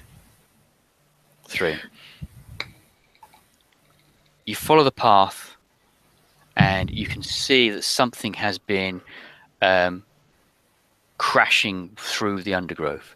So it's an obvious path. Whereas so you don't need a tracking skill to find this thing, this whoever it is, because it is just not. There's no attempt to make any stealth. The path makes its way around through the woodland, and after about 10 minutes of following it, you realise you're actually curving back towards the house. I speed up. Okay. Everyone else can see Peter break into a trot. Now, Peter actually runs faster than anyone. Well, we run after him. So if you're going to make a full run, your running would your movement standard is 4. If you run, you double it to 8. Peter can run at. So you can't run at 16. That's. Yes, I can. I'm a horse. I'm a horse, my man. Yeah, I've lost a horse, but I still am a horse. If you choose to run, you can run twice as fast as anyone else. But it's heading back to the house. I run. If I hit something, I'll just die. Okay. So Peter breaks out into a run and starts charging back towards the house. Okay. It's going back to the house. Make sure that we're still following the path, not just running blindly. Yes, follow as best as we're able. You kind of see it bends, it curves round, and you do realise you're running back to the house. So Malcolm, run. Just make sure that we're still following. As Peter's running towards the house, Malcolm and Edna, you can see the house. Make a perception roll. Not Peter, because you're kind of blindly, but you're running towards the house without. 4. On the steps, close to the parlour, is the black dog that's sitting there.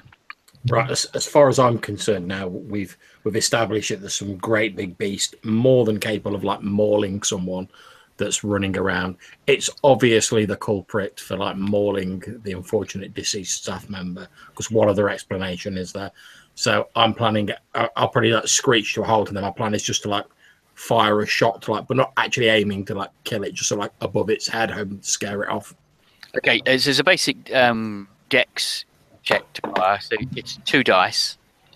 You're not actually firing at it, so you just need to make a success. It's more of a boom. Okay, 1 success.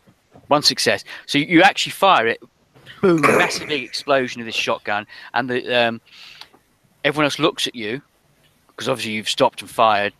As you look back, you just see the back leg of the dog as it steps into the parlour. Damn it, it's that bloody hound we saw earlier. It's headed straight into the parlour, and I'll be like, tear arsing off after it. Run. Yeah. Okay. Come on, Peter, Max. you get to the parlour before everyone else, as you get to the parlour, there is a figure standing at the window, and it's Walker. And he says, "What's the matter? I heard a shot." I run inside, I suppose. A barge past him. I'm looking at... Is anything entered? I look No. around to see if there's something wet on the ground. Just your footprints. Mabel is still on the couch, dozing, and Walker says, "What's gone on? What's happened? Okay, I heard a shot fired." Yes. I take off my shoes. Okay. And I mean, I lower... once that's finished, the rest of you arrive at the window. Before we do that, before we get there, I'm stopping and making sure which way the path went, the tracks. It goes to the same direction. Peter's following it directly. So the path goes to the steps, basically. Yeah, and then when it gets to the steps, obviously concrete, you can't see where the path is, but it goes up to the steps. I take off my shoes and lower the elephant gun because it's now gnawing in my shoulder and I really dislike it.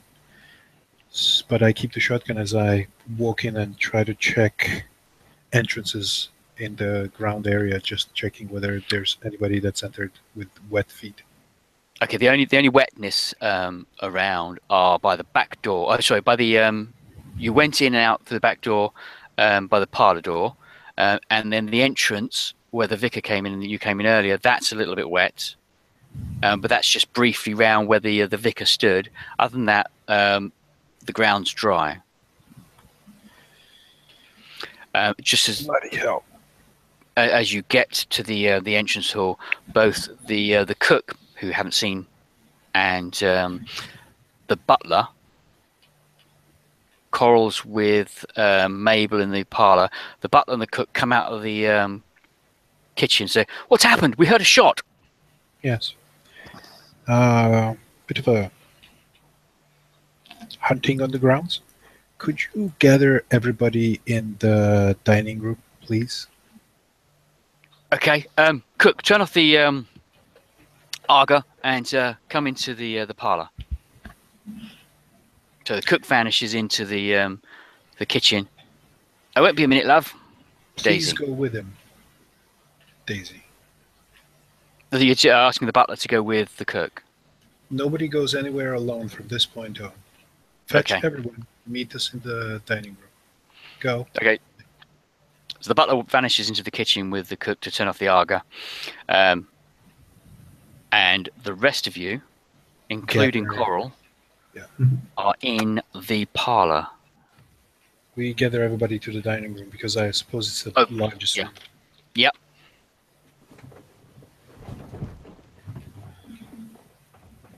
And from outside, there's a crack of thunder as the heavens begin to open.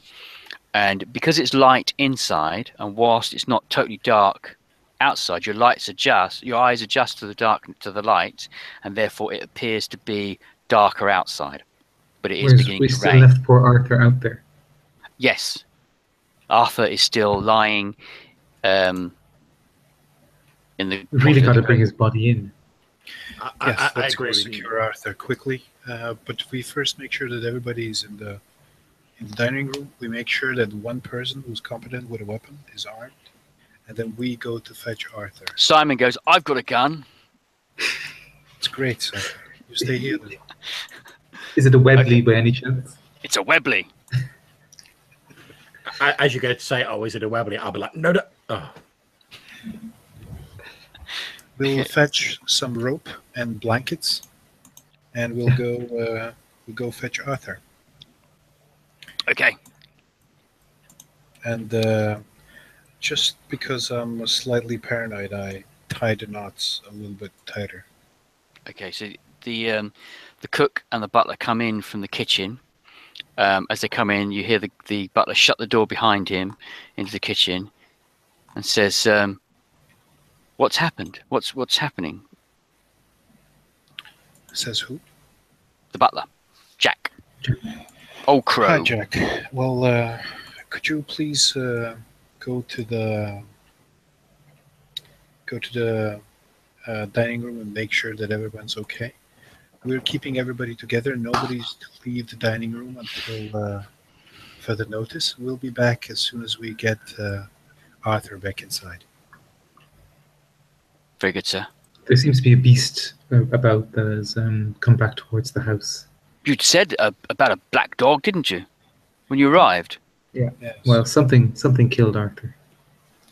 Okay. But Simon has a Webley, so it will be. Oh yeah, I have a Webley. Jack says, "Sir, may I take one of your weapons?" There's an elephant gun in the dining room. I can't bear to carry it. I think it probably gnawed an inch into my shoulder by now. Oh, very good, sir. I'll use the elephant gun.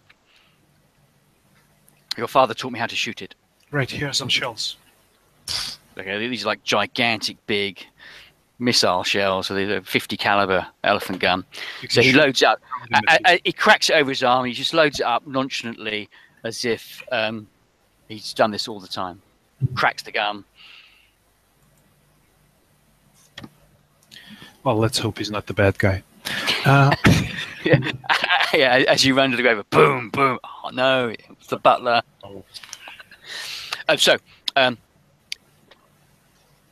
Simon's gonna. So it's just gonna be the three of you making your way to Arthur. So through the rain, you find your way to the graveyard. Lift Arthur's body up and put it onto the tied up blanket, and then carry it. And carry it back to the kitchen. That takes about 5-10 minutes. It's not a great hardship. The body, as you lift it up, has been gnawed through. You can see its spine. Some of the internal organs have been removed, and we'll do another sanity check for that at a base of 2, because you have seen the body, but this is the first time you've realised that the internal organs have been gnawed and chewed out.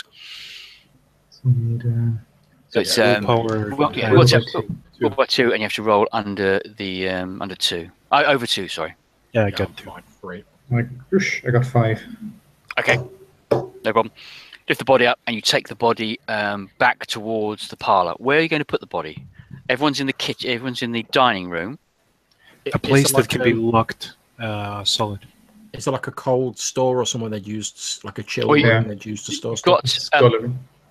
You could put it in the scullery. You could put it in the cellar, or you could put it in the gun room. You've got keys to all of those. Let's put it in the scullery out of the way. Huh? Okay. We want to go to the cellar later and the gun room. Just check the scullery for anything of any significance that we might need. Take it out and then lock the body inside. Okay, make a an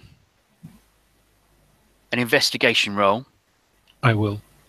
And anyone with investigation, make an investigation roll, because you're actually searching rather than just the perception. It would be 2.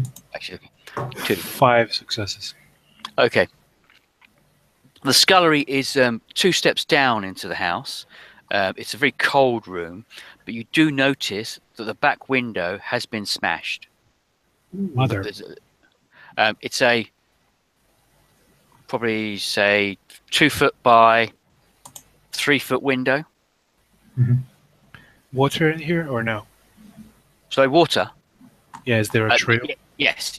There is. The floor's wet, completely wet, as if somebody's recently mopped it.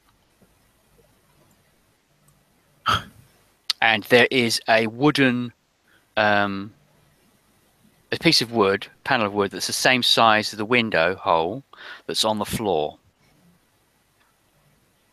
Is there a trail leading away from that wet piece of...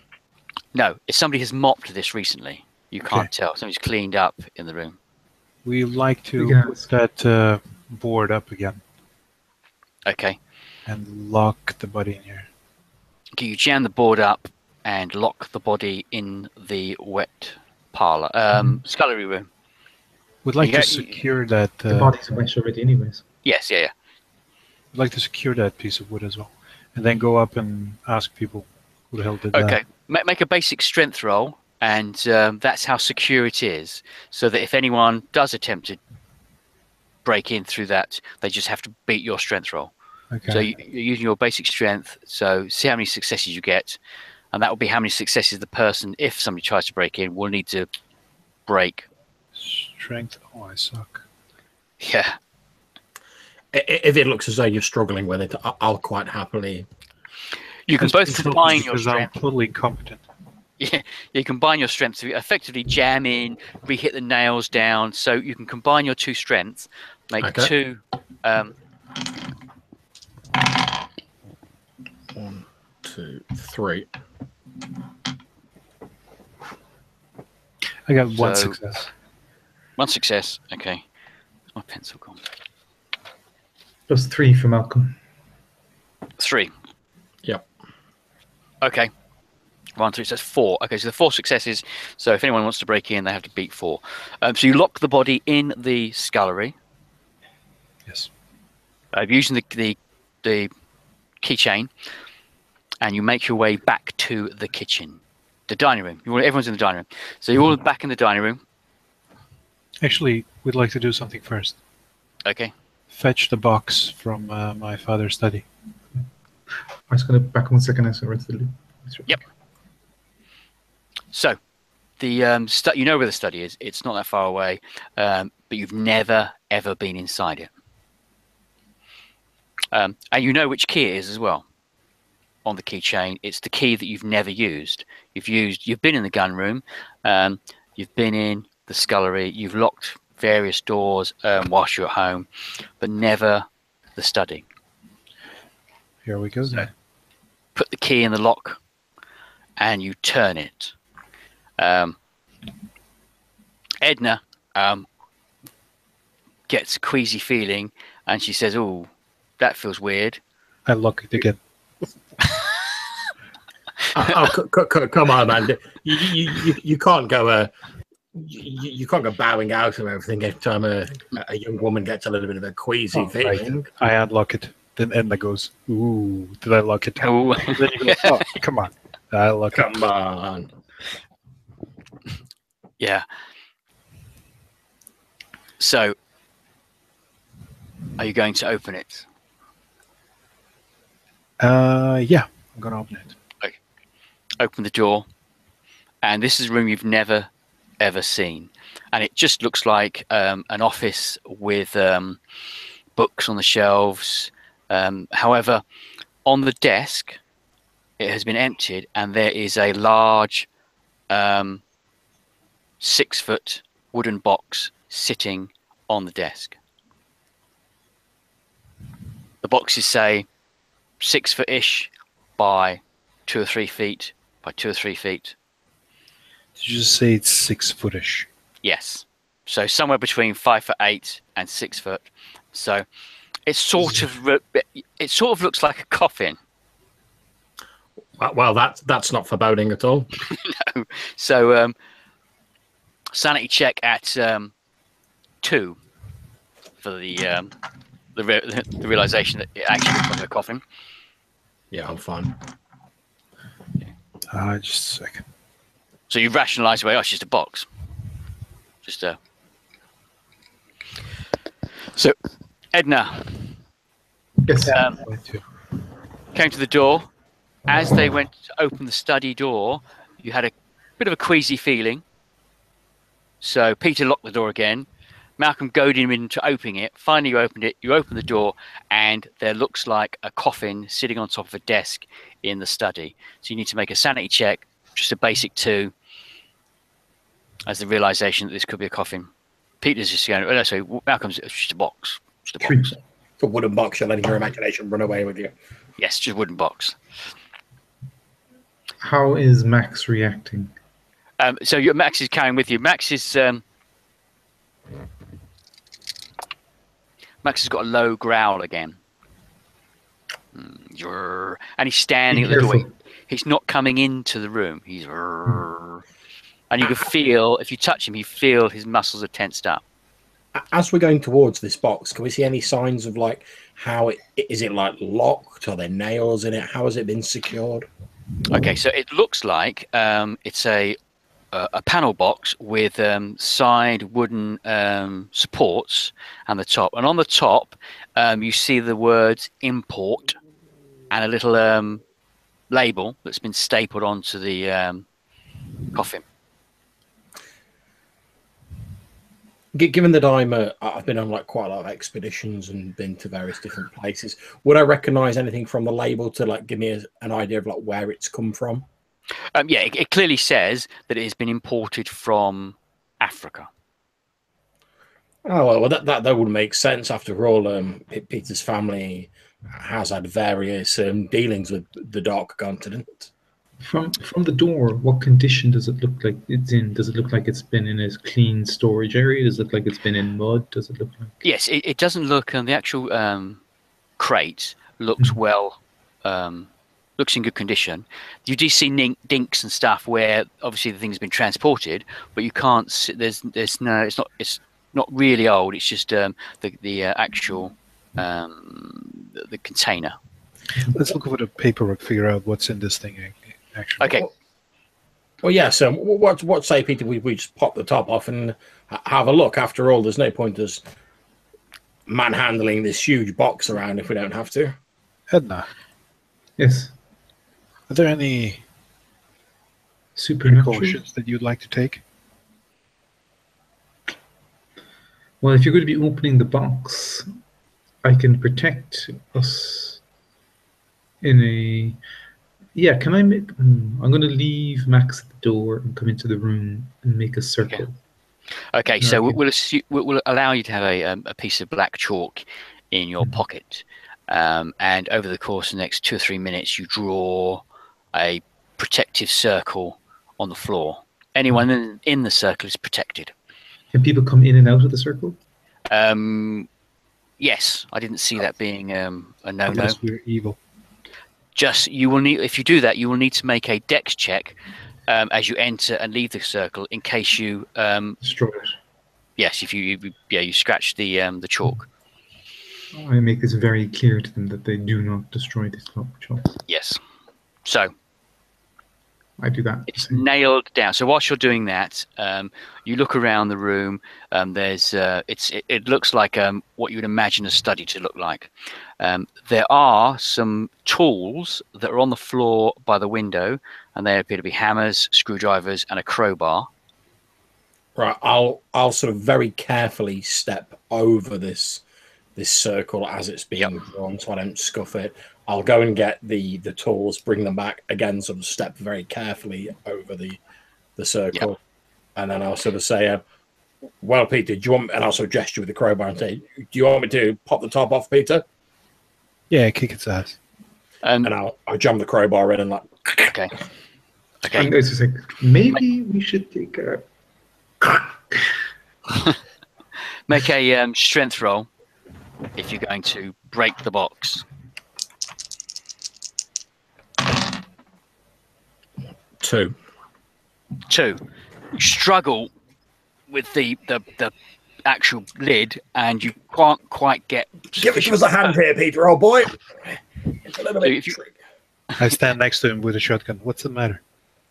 No, I think this thing's seized a little bit, or maybe the wood's warped a bit. Just give us a hand here, old boy. I give it a hand.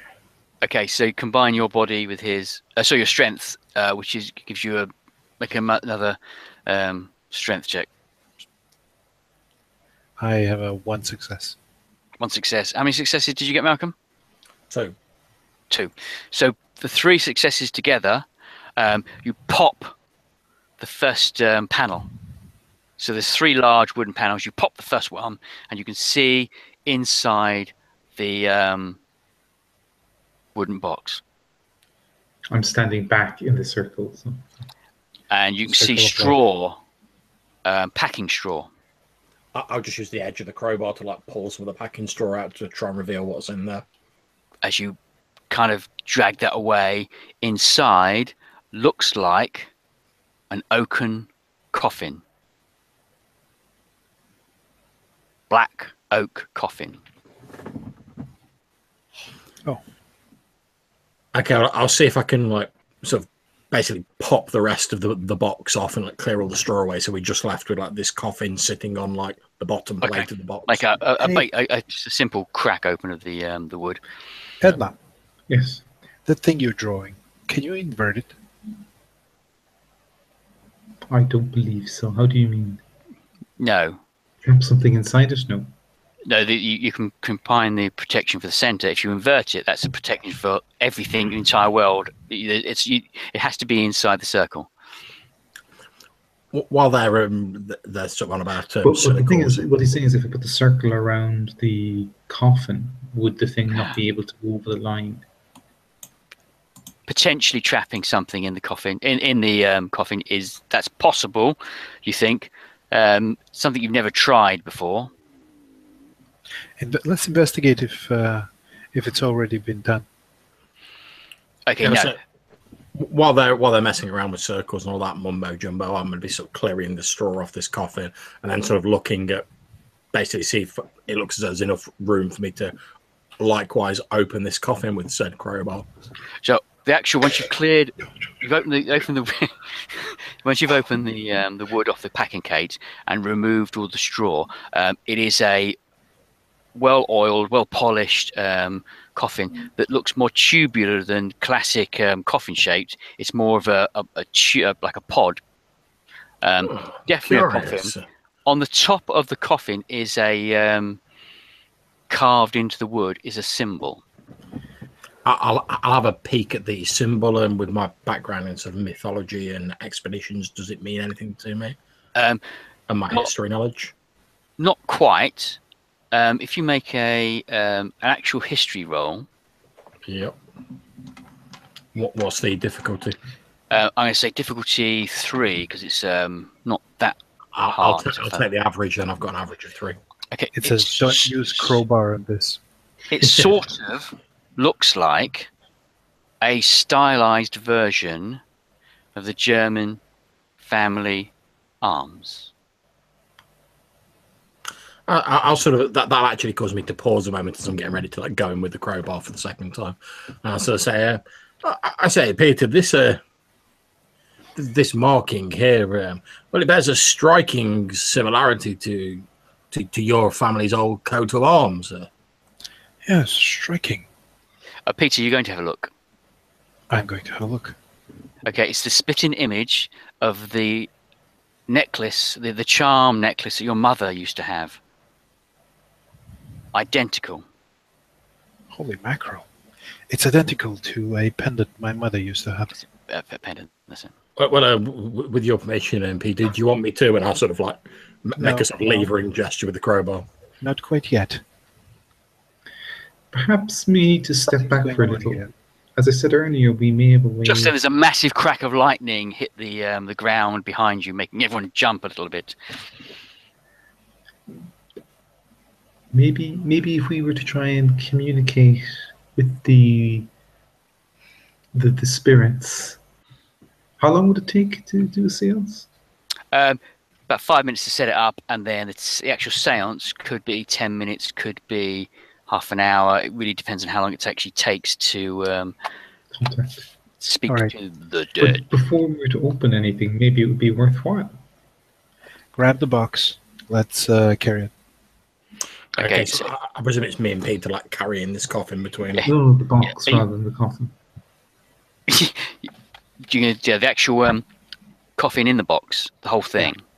Well, I thought it was the box that we went to get in the coffin. So you can take the coffin. The coffin was in the box with prise the box open. We're not taking the coffin with us.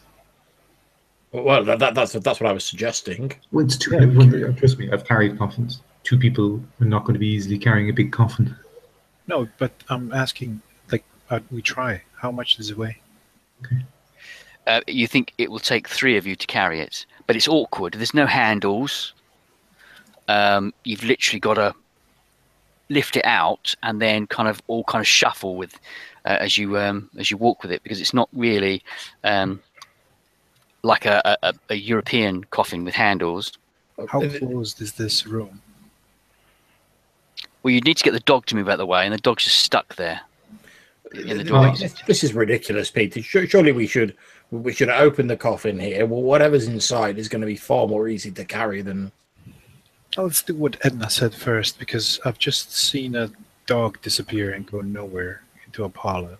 So let's. Why don't we leave the coffin let's- here for the moment? Yeah, we'll leave it here. We'll lock it up. Can What I? about Are there what about the bars on box the windows? belonging to your father? The original box. Yeah, Was the it- coffin was in that. There was Well, a was that label the on the orig- box. But was that the original box they were talking about?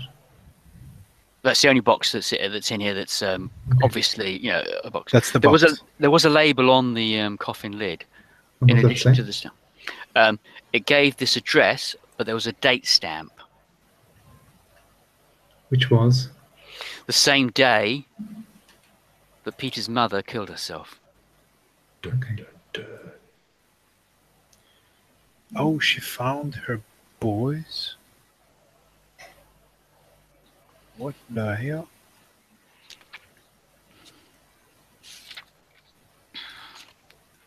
So, what did you plan to do? The dog will won't let you. Well, not supposed to won't let you out of the room, but the dog is going to be. You have to order the dog to move. It's just standing there, rigid. Yeah, I'm going to bring the dog to the dining room and perform a seance there is my plan. Okay. Before we leave, obviously Pete's decided we're not opening the coffin. That's fine. It's his home. He's invited us into it. But I'm just going to sort of like lean near to the coffin. And I'm going to just like rap on the top of it, because if it's got something in it, it should have a different sound. Yeah, it sounds full. Right. Okay. There's that- something in it. Is there a window in this room? Yes. Could you, before we leave here, put one of those markings in front of the window and in front of the door, so that the thing can't leave through anything else but walls? If it Try, but I don't think it works that way. No, I think you can't. If you want to do the seance, you can't keep doing too many rituals. Okay, let's go. Let's get out of here. Okay. Takes a few moments. You return to the dining room, explain what's going to happen. The butler clears away around a table, and on the table you draw in chalk a rudimentary Ouija board, produce a glass, put it on top of the table, and you begin your seance. Do we have a telephone as she's doing this? A telephone? Telephones. No, not in 18. Oh, it's 18 something. Right. 1890, yeah. So you begin your seance. Right, so I will try And and contact the spirit world and see what spirits are in this. is there anybody there? Ooh. So you begin your seance. Just check the. I have to take a bio break. No problem. You keep seancing. We can say that I'm keeping guard. Okay, so you need to make a magic roll. What is the magic stat? So, who are you trying to contact first? The mother. The mother. Mother's been dead less than a month, so it's only -2. So you're 5. Roll 5 dice. Would add a style point. Yes, so you roll 6 dice. Ooh, 4 points. 4 successes. 4. You begin to type. Oh, I lost the page again. You begin to make your chanting, and you start to call the mother. And What's her name? Janet. Janet. Because I didn't. Janet. Okay, she's Are going you Peter's there? mum. Yeah, is Peter's mum there? Okay. As you begin to make contact with something, everything starts to shake. All the books start shooting off of the wall that's in the kitchen. I throw a triumphant glance at Malcolm. The dining room. I'm just gonna be sat there, sort of like with my eyebrows raised, like looking at it. It's all a moving. mass hallucination. Everything is shaking, and everything starts to shake, and the walls feel as if they're coming in and going away, and you start to move the Ouija board around, the cup around the Ouija board, and it starts to spell out letters. And the first letter it spells out is I, and then T, and then S, and then A, and then L, and then L, and then P, and then E, and then T, and then E, and then R, and then S, and then F, then A, and then U, and then L, and then T. And then the glass just shatters in your hand. And I look at Peter. And in the center of the table is a disembodied hand that begins to make its way towards Peter. Maybe we should wait for him to come back. Yes, maybe. Yes, let's wait for him to come back. I shoot it. I'm back. John, yeah, Peter, it's, well.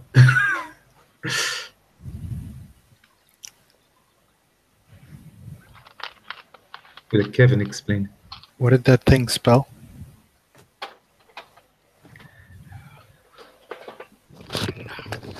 Peter, you're back. Did it spell my brother's name, that thing? No, it spelt out the letters. I'll tell you what it actually spells out rather than read it. It spells out, it's all Peter's fault.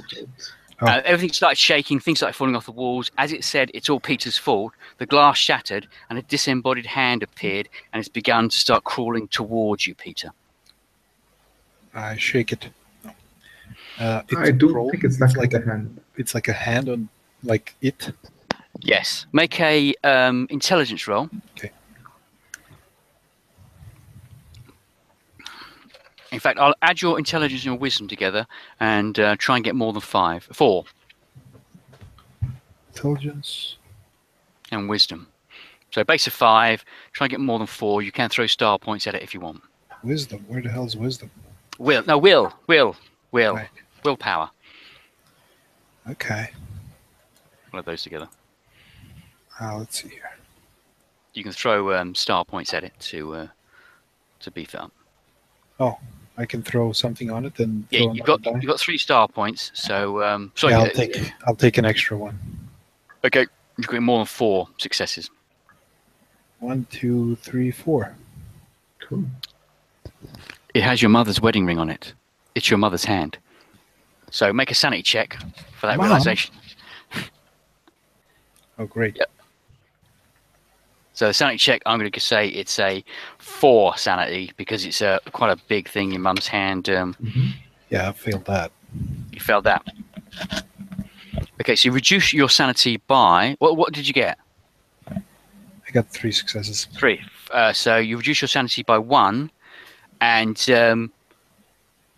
you look utterly shocked and can't move because you're kind of paralyzed with fear because you realization your mother's disembodied hand is crawling towards you. Everyone else make a basic sanity check at 2 because it is. I think it's 2. It's W1. Okay. Disembodied hand. Yeah, 5.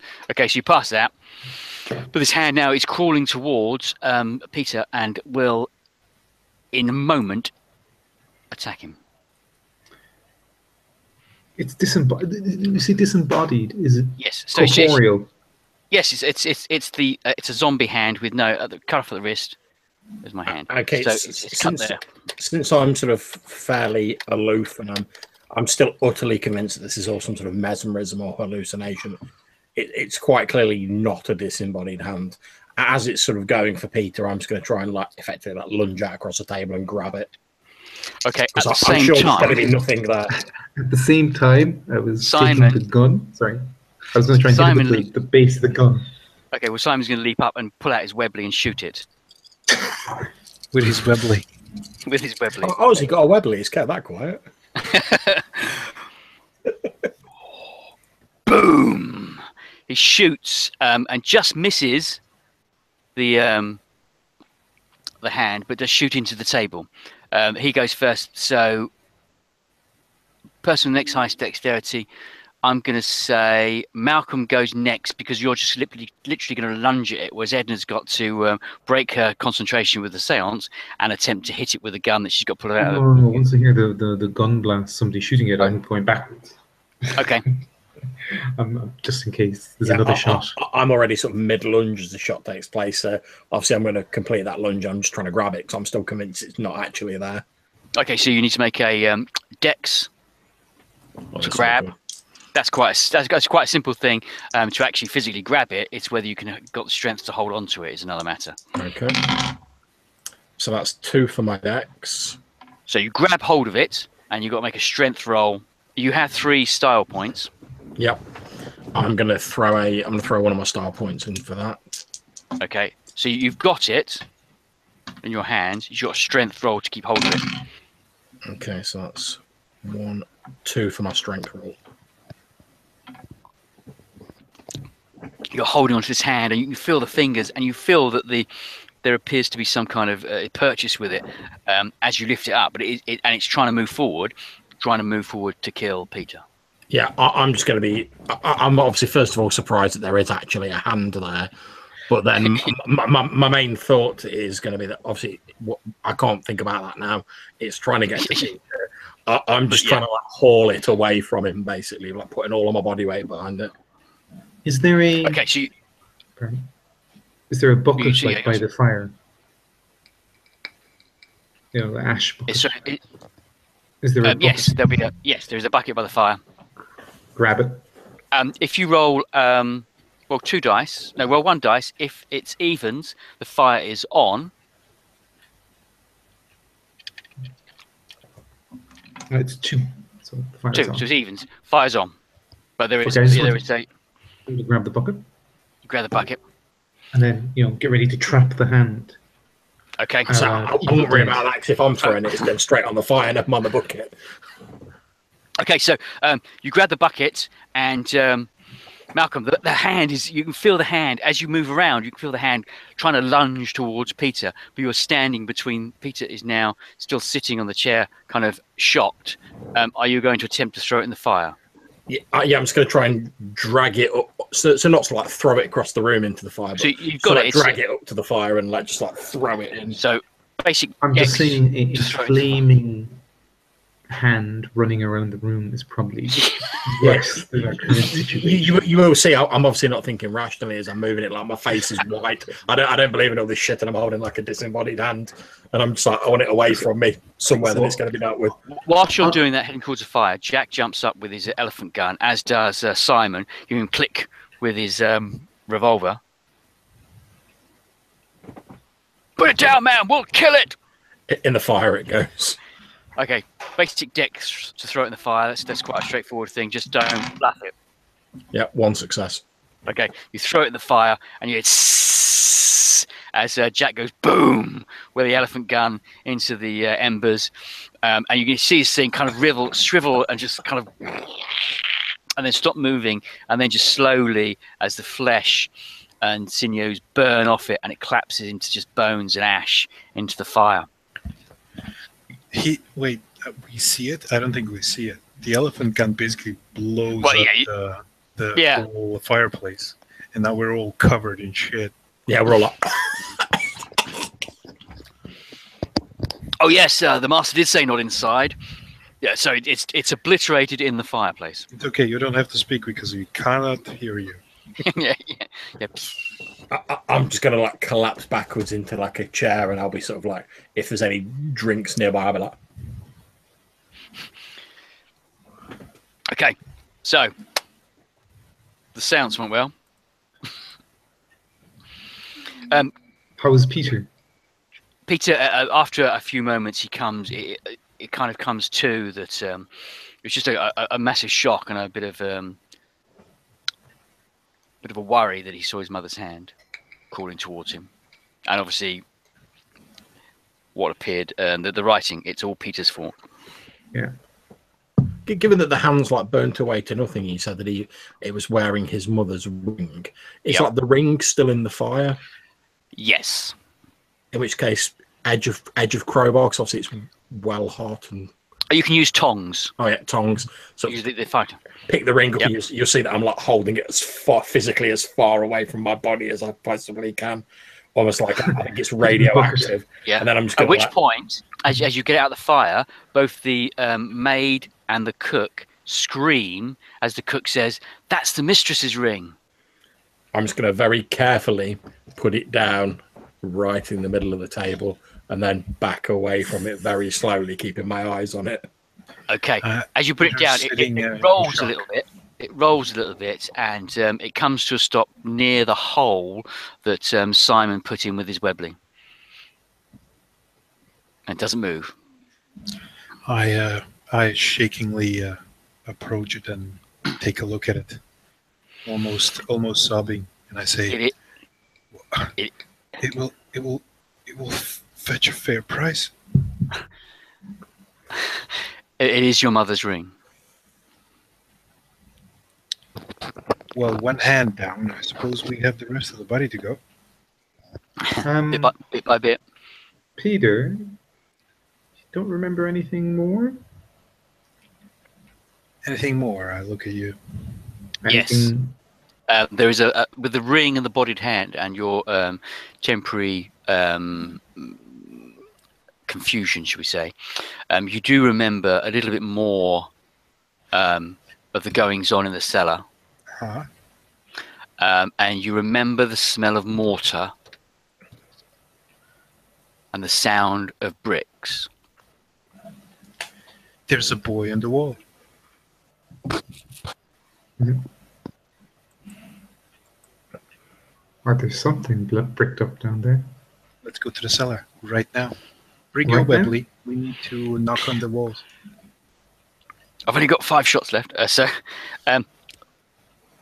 The cellar is accessible via the kitchen. Mm-hmm. You have the Peter has the keys with him. Let's go. Head towards the cellar. So who's going and who's staying in the drawing room? We'll leave Walker and Mabel in the drawing room, and Simon will come with you. And Carl and Jeff Dawes will stay. Yes. So it's just the 4 of you going to the cellar. You get to the cellar door, unlock it, open it, and there are steps going down into the, darkness. I close it, lock it, get some light. Okay.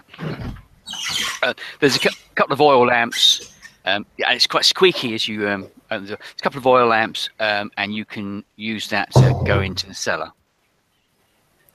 Careful now. It brings back some memories of the cellar. The cellar, as you get down into it, is simply a 3.5 foot by 12 foot corridor.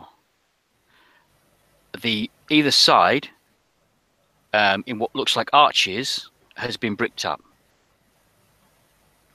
Well, since we knew that we were potentially coming down here to like break some brickwork, I'll have bought the crowbar with me from the. I'm leaving Max upstairs with the others. Okay. Make a perception roll. Yeah. Do any of the bricks look fresher than the others? Yeah. If you make a perception roll, kind of a search, investigation roll, whichever's better. 2 for me. 7, yeah. Okay. 1, 2, 3 for me.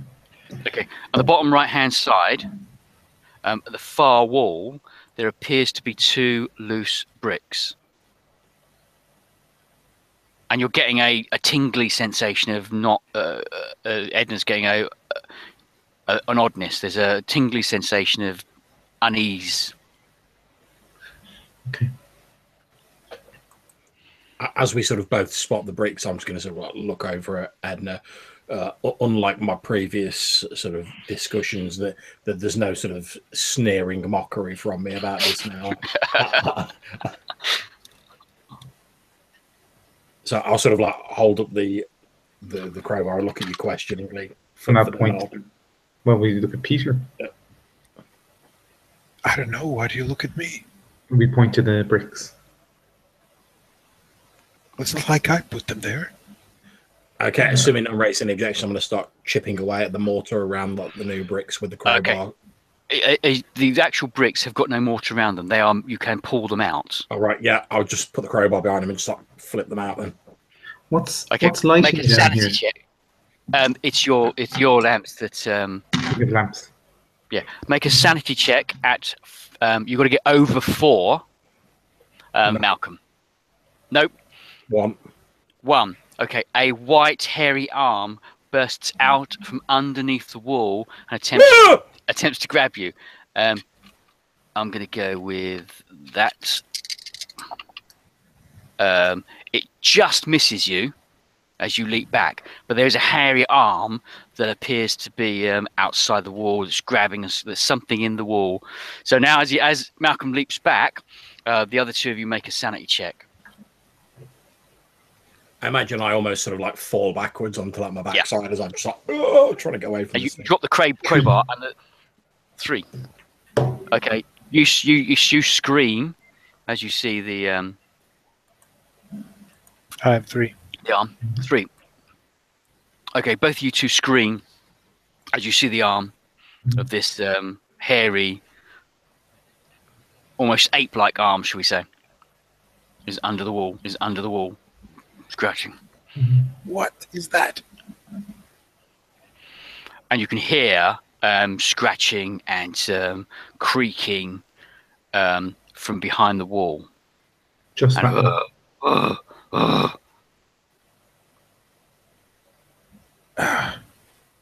What in the blazes? Okay. We sort of just well, look. Does it look like it's breaking down the wall? No, but you can hear the sound of mortar creaking as if it's pushing, and there's scraping, and there's a grunting, and the arm is just out, kind of like just scrabbling around.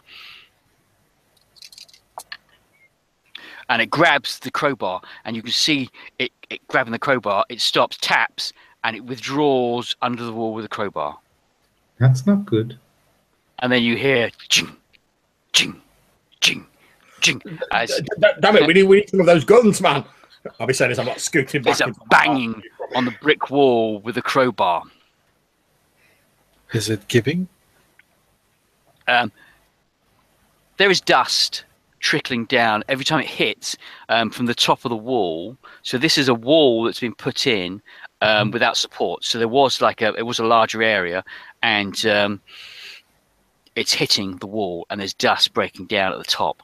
So you think it won't be long before this thing with this tool will break the wall down. But is it actually breaking it down? We wait a second. It's attempting to. You can hear it, and you can hear the wall going. Do you have your shotguns? Yes, but I don't feel like just blindly shooting at the living creature. I agree, but let's keep the option. I'll already have mine pointed at the wall. By the way, I'm standing behind them. I have no compunctions about shooting this thing if it busts out of this wall. Right. Maybe you should try and communicate with Peter. Okay, so you're all down the bottom of the stairs. I'm sort of halfway up the stairs. Okay, there's a creak from behind you. I turn around. There's a black dog sitting in the kitchen looking at you. I look at the black dog. And it says, "What have you done, Peter? You broke the seal. He will release it. The horror he trapped in the attic. Stop him, Peter. Stop him. Finish what you started." And the dog just vaporizes into vapor. Did Peter hear that? Yes. What did I hear? You heard your mother's voice coming from behind Edna, and it said, "What have you done, Peter? You've broken the seal. He will release it. The horror he trapped in the attic. Stop him, Peter. Stop him. Finish what you started." Do I remember more? No. Well, I started something. and there's a poof, poof, and the top brick from the walled up area slides out and hits the deck, and the white hand comes out and feels around, and you can feel it moving, and then withdraws and starts hitting the wall again. Oh, oh, oh, oh. Bang. I shout up the thing to Mr. Dawes, we may need that elephant gun. Coming, sir! Ma'am. Ma'am. I find some cotton to put in my ears. Enough bleeding. As you hear Jay, the butler, shout, "I'm coming," you hear him running and stop suddenly. And he shouts. You can see him between coming through the dining room. There's a kind of a slight angle you can see from when you're standing through the kitchen to the butler, and he just looks up. He's looking up towards the stairs and the upstairs. He just stands there, aghast. I go towards him. Okay. What are the rest of you doing? It's now knocked another brick out. When it gets its third brick out, Edna, you reach the butler and stare up at the top of the stairs. Standing at the top of the stairs is the body, a human body that appears to be decomposing. It slowly starts to come down the stairs. It raises its arms, and you see it's missing its... which hand? It's missing its left hand. So it's only just started decomposing? Yes. And it's coming down the stairs towards you. I say, I nudge Jack Dawes to say, "Shoot it." He's paralyzed with fear. And then I take out my revolver, and standing behind or to the side with Jack Dawes as sort of a convenient shield, shoot it. Okay, make a you've got no shooting ability whatsoever, so it's a basic dex 2. Fire and see what you got. Nothing. Snake eyes. Peter and Malcolm, there is a sound of a gunfire from the corridor. What the hell's Edna? Edna's if you come up outside of the cellar, leaving Malcolm on his own, you see Edna firing up at the aiming and firing up the stairs. You can't see what's up the stairs, and Simon will come out shortly. Malcolm, the third brick comes down, and you can see something is attempting to get its head out of the gap in the wall. As soon as that head comes an inch through that wall, it's getting it. Okay, it pushes another brick out, and the whole head comes out. Make a perception check before you shoot. Don't shoot, bro. 1, 2, 3. 3. There's a distinct resemblance between the ape-like head that is popping its head out of this wall and Peter. Now fire. Boom. Make a sanity check as well, with the realization that in fact what looks like an ape-like Peter's head is sticking through the wall. 3 for the sanity check. 3. In a blind panic, you're just going to fire. Yep. So dexterity 2. You got a shotgun, haven't you? Yep. Okay. I'm going to throw a star point into that as well. Okay. So boom. 2. 2 successes. It's a shotgun, so whilst you don't hit it directly, you do some pellets hit its face as you fire your shotgun, and it glances back, screaming, and you can hear now it's screaming, and then it starts thumping at the wall, and you can see as it hits the wall, the whole thing shakes. So back outside. I'll run back because I'm much more interested in what's going on down there. Okay, so you run back, and the wall is shaking. More bricks have come off, and Malcolm is quite shooken up. Edna, what are you doing? I'm walking backwards while dragging Jack Dawes with me. Okay. Simon comes out. Bloody hell, man! I want one of those. And he gets 6 successes. Fires his Webley, and it hits the thing, the zombie of Peter's mother, clean in the chest, and she stumbles backwards, and you hear a smash as she goes out the window. Okay. And down, I assume. Back in the cellar. I imagine as Peter sort of like runs back down, I'll be trying to like frantically reload my crossbow, and I think this will probably be an opportune moment for me to, like, as I'm shaking, sort of like drop my ammunition and effectively like run out of ammunition. Yes, you can run. Yeah, as you're shaking and trying to load up the ammunition, if you roll 1 dice and get a success, you have 1 bullet left. Nope. Nope.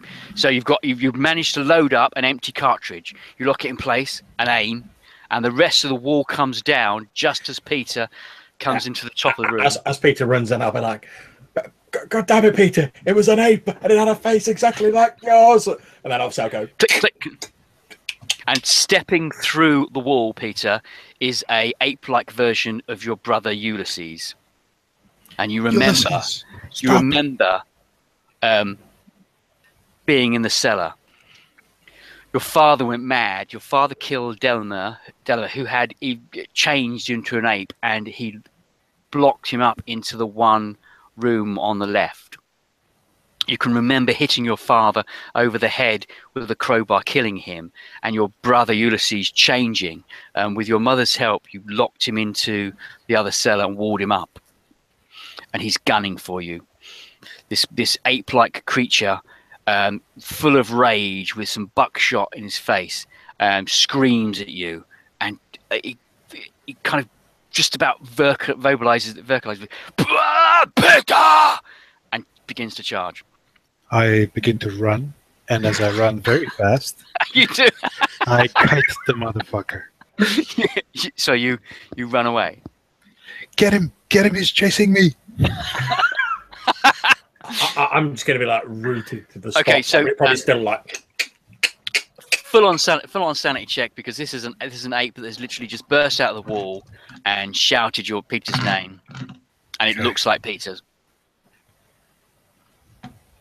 Okay, that's 4 for me on a sanity check. Okay, you just about make it, Peter. You turn and run, but you still make a sanity check for the realization that your brother was locked up in the wall. And it appears that your mother was feeding it for the last 5 years, but the loose bricks in the wall. I have so make 3. it 3. Okay, you now scream and run.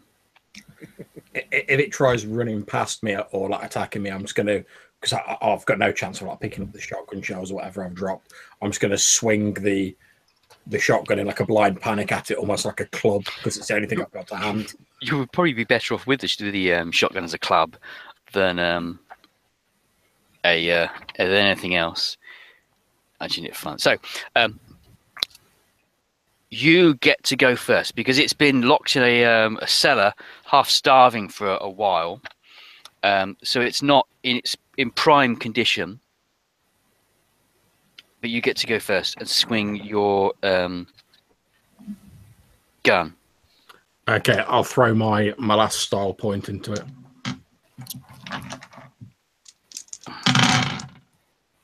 And that is 2 successes. 2 successes. You swing and catch it on the jaw, hit it, and it stumbles back, kind of taken aback that you actually connected with the creature's jaw. It loses action. What are you going to do? Peter, you're running out. Edna, you see Peter running towards you in a blind panic.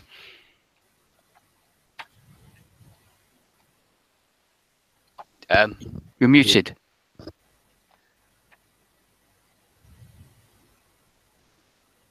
I say, what happened? You see a blind panic as he runs towards you. I'm just shouting that out and then grab him. You can grapple him. Make an opposed strength roll to because Peter's just kind of lost the plot a little bit as he runs. So make a you both of you make a strength roll, and whoever gets the most successes is One the person. success. Actually, one success. Peter, if you make a there they are 227. Peter. Lost Peter. So we'll come back to Peter. So, Malcolm, this creature has taken a step back. What are you going to do? Well, as I've connected with it, I'm again, like I say, I'm just in like a blind panic. I'm just like keep hitting it with it. Okay. It's gone. Make another attack roll as it comes towards you. Okay, that's one success. One success. You swing and don't really hit it. It is going to try and punch you. Okay, so I need 9. I need lots for this. 9, 9, 10, 11, 12. Okay, so 1, 2, 3, 4, 5, 6 successes. So it hits you so hard in the stomach, winding you, it knocks you out. It just punches you, and it punches you actually up the stairs into the kitchen, but you crush under the kitchen table, wheezing for air, and you're unconscious. So I imagine the others see me sort of like fly up the stairs, hit the deck, and I'm like, yeah, and then just sort of pass out. So yeah, you see, you're winded more than actually pass out. You sort of gasping for air and just yeah, I'm just sort of like curled up, like yeah. Peter, so both you, Peter and Edna, need to make a opposed strength roll. Yeah, or have we done that? Peter hasn't. Oh yeah, it's Peter. Opposed strength roll to what? I'm trying to stop you. Edna's trying to grab you. Oh.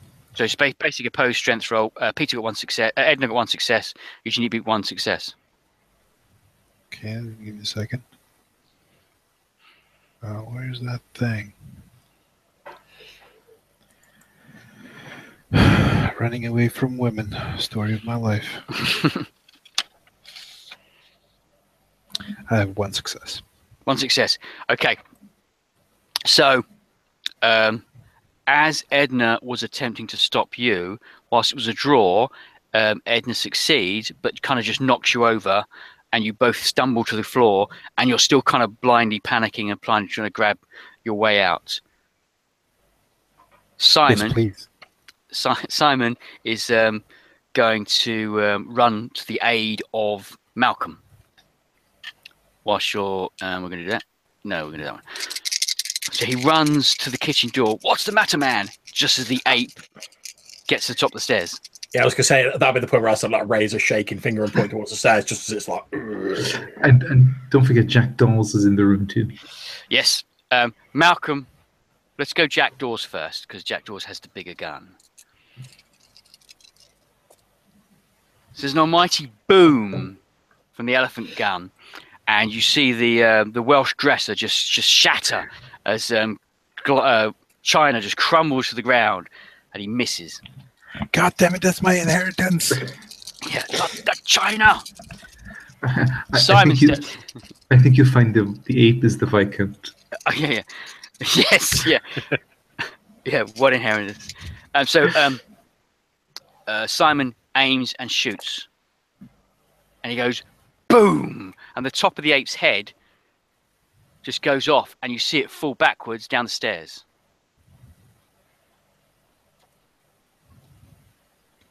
Peter, make another sanity check, and just make a basic. We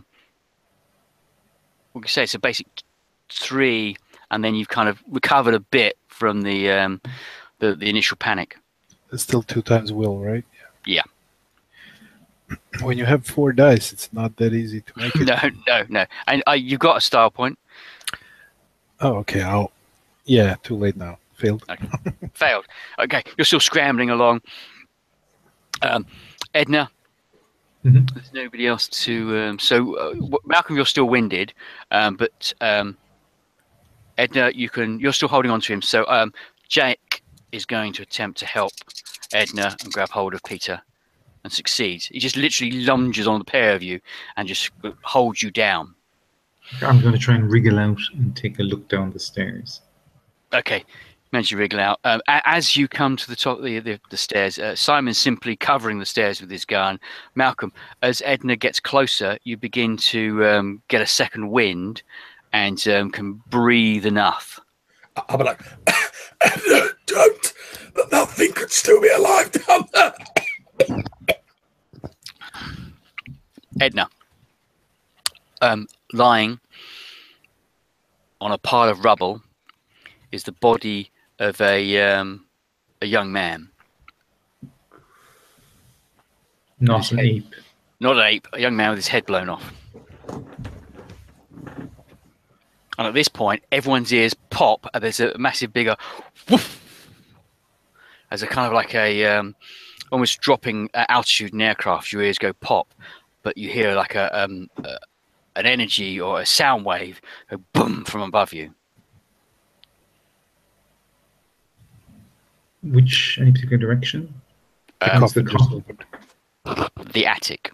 The attic. Directly up. Great. She said the thing was trapped in the attic. Yes. Do you know what it was?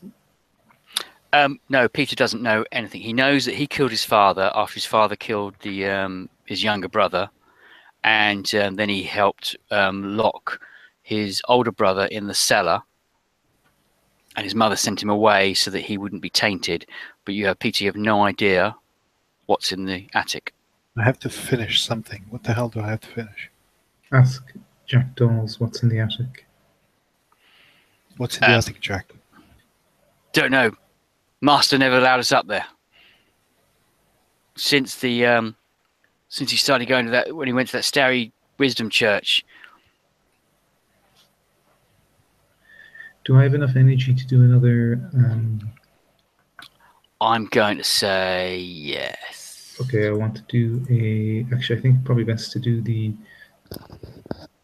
spirit sense rather than channel dead. Channel dead is the seance thing. Yeah, I You know. can do But another spirit. Yeah, spirit sense. I want to do. You can sense two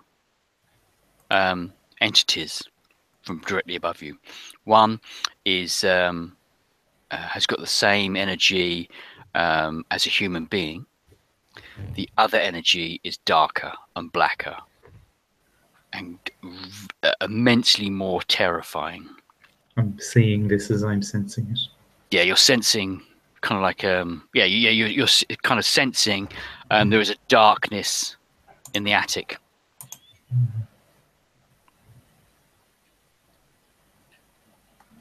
No? So what do you want to do? Go home? You're going up to the attic. Oh, it's a go home.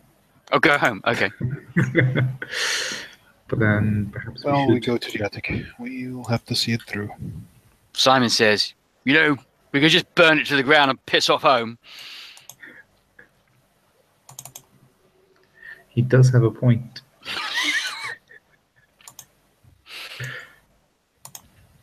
Take off and nuke it from orbit. It's the only way to be sure. Bloody hell, woman, if you're seeing dark spirits in the attic, it's maybe time to call it a day. Well, Peter? Well, my mom Sorry, said Peter. that I have to finish something. All right, Simon. I'll see you later. I'm going to be sort of like, as I'm sort of struggling to my feet, I'm going to be keeping a close eye on Peter, because if I remember correctly, isn't he either just about to become, or at the moment, the same age as one of his brothers when like this whole like shenanigans went down? Yes. And Peter's, I've just seen one of his brothers like had obviously like turned into some sort of ape. I'm keeping a very close eye on Peter in case he like sprouts hair or starts developing a fondness for bananas. Yes, Peter is the correct age. as the information he gave you about his brother being 18 when they locked him in the cellar. Peter's of that age. I'm keeping a close eye on him, and whilst I'm sort of sat in over to him, which I'm going to sort of reload my gun properly. Okay, that means you got to scramble around the floor.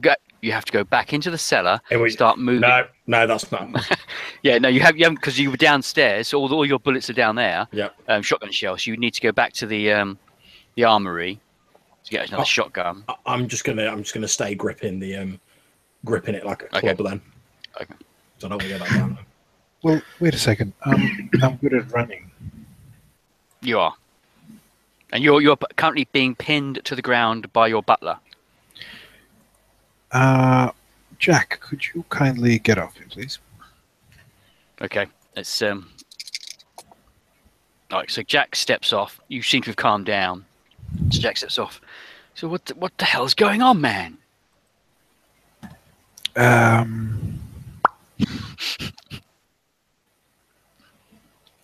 Apparently, my brother was just shot in the head.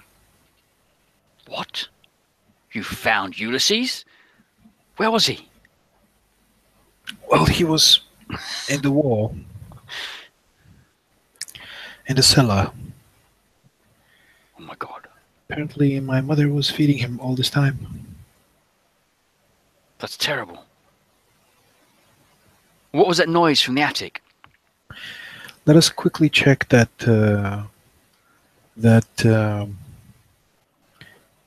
box. Okay. You'll We run. didn't sense anything from that, obviously.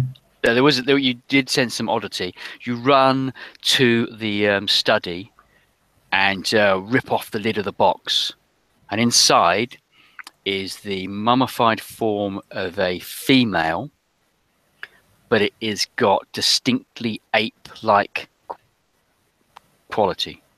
It's a female humanoid ape with white fur. I'll have sort of Everyone make fired after him. Yeah, anyone looking at the ape woman, make a sanity check. 5. So, Okay. Peter. 3. 3. Oh, Peter. Lose another point of sanity. You're not looking that good, are you? with down my to 2, I think. with my studies 2. in anthropology, would I be able to tell anything from this body? Oh, this is Peter's ancestor. This is definitely given everything you know, what you've just seen. Your mind goes, this must be the woman that his great grandfather married or had in the jungle. I'm thinking at the moment she's probably some sort of like missing link style scenario. Oh yes, this is from your history. You think you recall the tales of up here, the city of the white apes in the Congo. Okay, Peter, it seems as though Peter's beginning to lose traction with reality. it seems as though I'm just like clinging to like what I know from the scientific facts to try and like study myself here. So your father, when he went to Africa, he must have he must have met this woman there, and Nothing to worry about. I sit down in my father's chair. I was probably adopted. I put my legs on the table. but this sort of tainting of a bloodline, it's practically unheard of in science. I do not respond. I'm And that's when you hear the slowly voice muttering. coming from above, a deep, guttural male voice that you half recognize, Peter, as your father's, shouting, "Peter, I'm coming for you." That's not good. Everyone make a sanity check. Peter is about to go insane.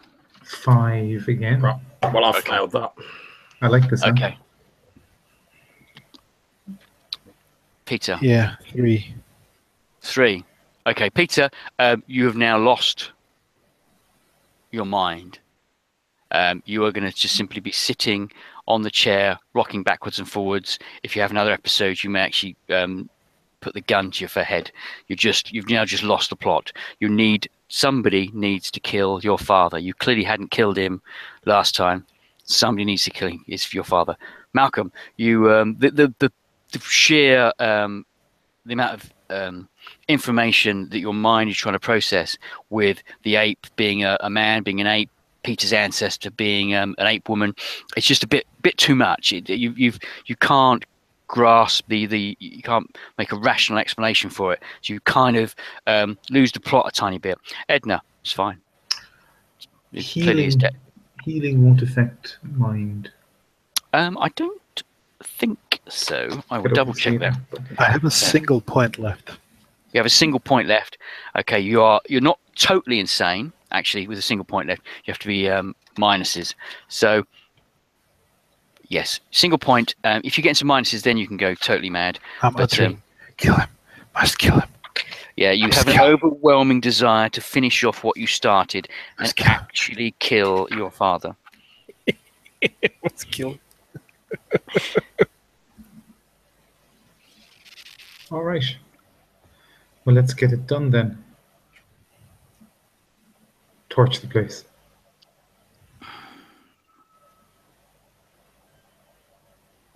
Right, that doesn't seem to want to play ball. Oh, that's fine. Okay, so what's your plan of attack? So you're all a bit shaken. Certainly, Malcolm is you can't get the a rational explanation for this. Your mind's trying to fathom out exactly what's going on. It has to be supernatural, but clearly the whole supernatural thing doesn't exist. It's all pure science, so you can't quite grasp that. Peter, you have a moment of clarity. You are borderline insane, but you know what you need to do. I stand up. Looking up the stairs, going out to the hallway. Here. Gentlemen and lady.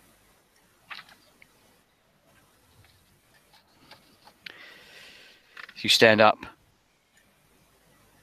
Is the circle still in place? Yes. I'm going to look out the door and up the stairs, see if anything's coming down. You don't see anything coming down, but you can hear the sound of creaking floorboards and the sound of something moving, or something large, something very, very large moving upstairs. You can hear the distance, the sound travels, but the initial sound is boom, boom, boom, and then there's a house shakes a little bit as whatever was up there has moved from the attic to the first floor. Mm-hmm. We could burn the place. The plan is point the weapons into whichever area it's going to come from. This is this house was refitted for gas a couple of years ago. There are gas lights around the yes, it is house. Then. Yeah, open the gas. Get the hell out. Set it on fire. Okay, so if everyone makes a we'll Make go sure that we get the others out too. dexterity. I'm going to use stealth. So the three of you make a dexterity check to run around turning on as many gas mains as you can while shouting at the butler to get everyone out of the house. Using a stealth point. 1 for me. Okay. Yeah, I'm using one too. Okay. Oh, sorry. I'll give everyone extra star point for the fight scene because I've been forgetting to give you star points. 2 dice. Got 3 successes. 3. Okay. Of I'm going to say there are 15 gas lights downstairs, and you have got half of them on, pumping out town gas, as it was called, which is poisonous. Well, get everybody out while we do it as well. Okay, so the butler's getting everyone out. You manage to get the gas on, and you can hear, and the roof begins to shake, the floor above you begins to shake as whatever's up there is beginning to make its way to the stairs. Peter, I'm coming for you. Peter, we are coming for you. Who's we? Okay, Dad, I'll be in my room. Okay. Make like a train, get the fuck out of him. Yeah, one more sanity check as you run out of the building. 1, 2, Oh shit, 4. 4. 4. Okay, Peter has just lost the plot, and you are going to run, Peter. You're just going to run. I rolled 4. Did I need? Oh, 4. Sorry. No. 4's above. Sorry. 2. Yeah. 2. Okay, Edna, you are shaken and you want to run. It's taking all of your power, as it were, to not run, but you really, really want to run. Malcolm, how did you do? I got 4 successes.